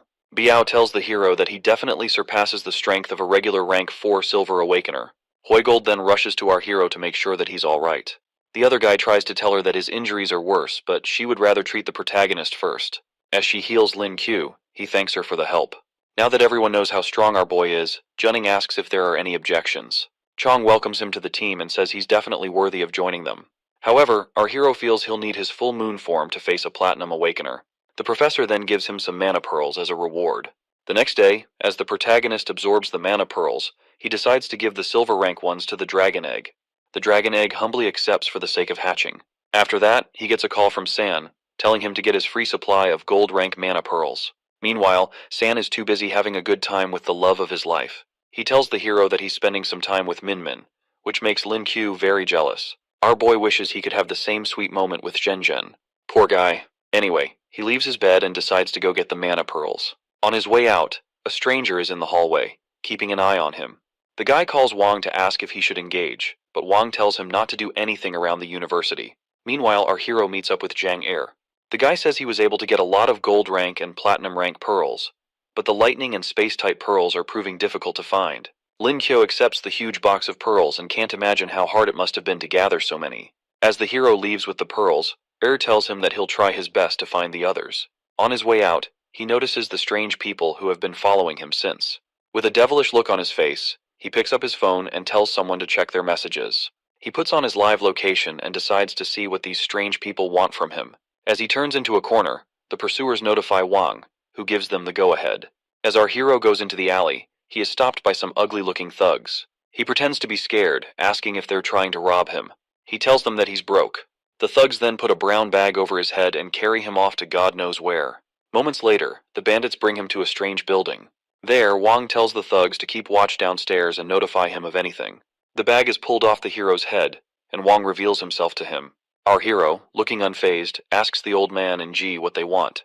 The butler tells him that he has no way to escape if he thinks of running away. Sangha tells the man that the hero wouldn't run and then offers Lin Q a chance to work with him. Lin Q is surprised when he hears the offer because he thought he was getting kidnapped. Sangha then proposes to use the hero's skill with uncut rocks to gamble and split profits evenly. However, the protagonist sees no reason to accept when he can do it all by himself and keep the profits. The spoiled brat then threatens and tells him to accept or face the consequences. The protagonist starts shaking like a wimp when he discovers that Wang is a platinum expert. Meanwhile, Ji tells him that he'll pay back every bit of the money he lost earlier. Our hero tries to remain calm and stalls till Jang San can show up with some help. An explosion suddenly goes off and Zhen crashes into the room. However, our hero doesn't understand why his crush was brought to such a dangerous place. She rushes to his side and he assures her that he's fine. It seems she was quite worried about him, which makes Lin Q blush like a little boy. He then promises not to make her worry like that again.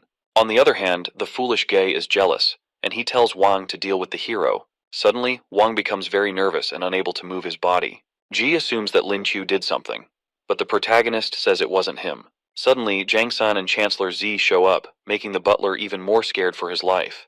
Z calls out to the protagonist and sees that our boy is truly a younger version of himself. Meanwhile, our hero and his love are flirting with each other, and he finally asks her to be his girlfriend. While she's about to answer, Ji interrupts the love session by tossing a chair at them. Before the chair lands, Zhen tosses it to the side and kicks the foolish guy. She then tells him to read the room. She and the protagonist get back to it, and she accepts to be his woman. They both share a sweet moment, while Song Gae continues complaining like the pathetic loser he is. After that, Lin Q tells his babe that he'll take care of the remaining idiots. He walks up to Song Gae and tells the guy to have a chat with him. However, the guy tells him that there's nothing for them to talk about, and even prefers to be killed. However, our hero swipes the guy's phone and says all he wants is Song Jae's money. He starts making a call which makes the guy really nervous. His father picks up and gives his useless son 30 seconds to state his reason for calling. Lin Kyo then tells the man to transfer $1 billion to his account, or he'll never see his son again. Ji's father remains quiet for a while. Then Zhen asks her man if he isn't asking for too much. However, he uses his Riz skills to tell her that it's supposed to be the dowry. She reminds him that they're only dating and she hasn't agreed to marriage. The man finally responds by saying that his son is only worth $1 million, and the hero should kill him if the money isn't enough. What a wonderful dad. Lin Kyo then decides to negotiate with the man. He tries to wager 900 million, but the guy's father offers 2 million and not more than that. Suddenly the chancellor collects the phone and speaks to the guy's father, Song Jian. Jin becomes very nervous when he hears Ouyangze's voice over the phone. The chancellor tells the man that his son kidnapped his apprentice, which is an insult to him. Jin offers to break his son's legs and compensate Z with 20 billion. The chancellor accepts and warns that his group will be destroyed if such a thing happens again. Chancellor Z plans to send all the money to our hero since it means nothing to him. I can't wait to be that rich in life. However, the protagonist makes it clear that he hasn't reached that point in his life yet. He confirms the transfer as soon as he receives it. Meanwhile, Songgae is sulking because his father will never let him hear the end of this. Our hero mocks the guy by tossing him a coin and saying that he'll make a great beggar. Wang tries to tell the hero not to overdo it and burn bridges, but our hero reminds the butler that they didn't consider that before they kidnapped him. He tells the man to be more concerned about his master, instead of arguing. Wang then walks away with Songgae, who has lost all hope in life. After that, Chancellor Z offers to teleport the hero back home. Lin Q tells him to wait while he checks his mana pearls. When the old man asks why he didn't keep it in his pocket dimension, the hero explains that the dragon egg would have taken all the pearls. Z is shocked to hear him talk about a dragon egg. He then asks why the hero isn't trying to hatch the egg quickly. The protagonist tells him that the egg will need at least 2 exalt mana pearls to hatch. Seeing that humanity has a hard time killing exalt beasts, the chancellor asks if there's no other way to hatch it. The hero then tells him that infusing mana into the egg will take too much time. Upon hearing this, the old man suggests that he use other sources of energy. The protagonist realizes that this could also work because the egg doesn't necessarily need only mana to hatch. He decides to try out other forms of energy to hatch the egg. When he asks the old man how he can do it, Z tells him to use his lightning ability on the egg. As the hero strikes the egg with lightning, it absorbs all the energy. As they see that it's working, the hero suggests trying something else but isn't sure it'll work. He tells the chancellor to set up a barrier in case this method fails. He brings out an explosive he got earlier on and sets the timer. After that, he signals to Z that he's ready and snaps his fingers. The spatial barrier surrounds the egg, and as the timer hits 0, a huge explosion goes off in the barrier. As the smoke clears, the egg remains unharmed, and it even gives a devilish expression. Seeing this, the hero thinks of using a nuclear bomb to make it hatch early. However, the Chancellor tells him to put that on hold since they aren't sure if it'll work. After that, the old man reminds him of the Awakener clash that's starting in 2 months. He sees that Lin Chu is on the same page and asks if he's ready to spar. The protagonist gets ready and tells his master to begin. Master and apprentice begin their battle, each using their powerful auras in the fight. The clash is heated, but Chancellor Zhe overwhelms his apprentice. After their fight, the Chancellor tells Lin Q to get some rest as he heads into his room. When our hero gets into the room, he starts absorbing the mana pearls he has. While doing that, Zhen Zhen comes to meet him and tells her man that it's time. He is surprised to see her and runs over to his babe, telling her to call him next time. He then grabs her hand so they can go get something to eat. They both head into the city's crowded streets that night. Feeling nervous about the eyes on them, she tells her man to let go, but he tells her not to mind the people. She reminds herself that they're a couple now. While walking, Chen sees them and calls out to Lin Chu. However, our hero is too lost in his woman's eyes. He then meets with the girl and addresses her as his niece. He introduces Zhen as his wife, but Chen has no plans of respecting her rival. On the other hand, our hero's babe is happy that the girl has no choice but to respect her. She offers they all get something to eat, but the fire girl is fuming like a train. When the protagonist asks why she's so upset, the girls can't believe how dumb he is. Later, under the beautiful moonlight, our hero tells his woman how he has to train for the upcoming Awakener clash. She understands the situation and encourages him to focus on his training. While he worries about losing to the powerful opponents, Zhen tells him not to overdo it.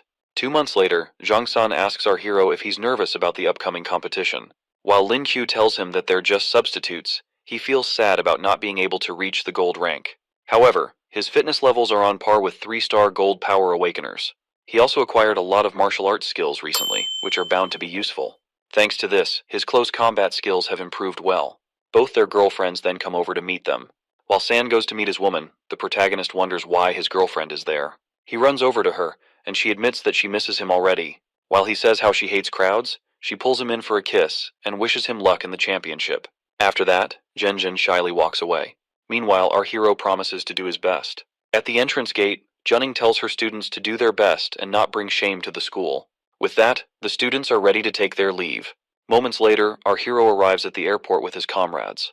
A reporter walks up to the professor and implies that she wants to lose because she added freshmen to her team. However, Lujin tells the guy that he won't be commenting on that. Junning tells Lin Chu to ignore the reporter as well, and he assures her that it doesn't bother him. As the other teams arrive, the reporter tries to get a word from them. Meanwhile, the protagonist wonders why there aren't that many teams. The professor explains that only a few universities made it after an intense competition. According to her, only 8 teams will participate. Upon hearing this, the protagonist is completely bewildered.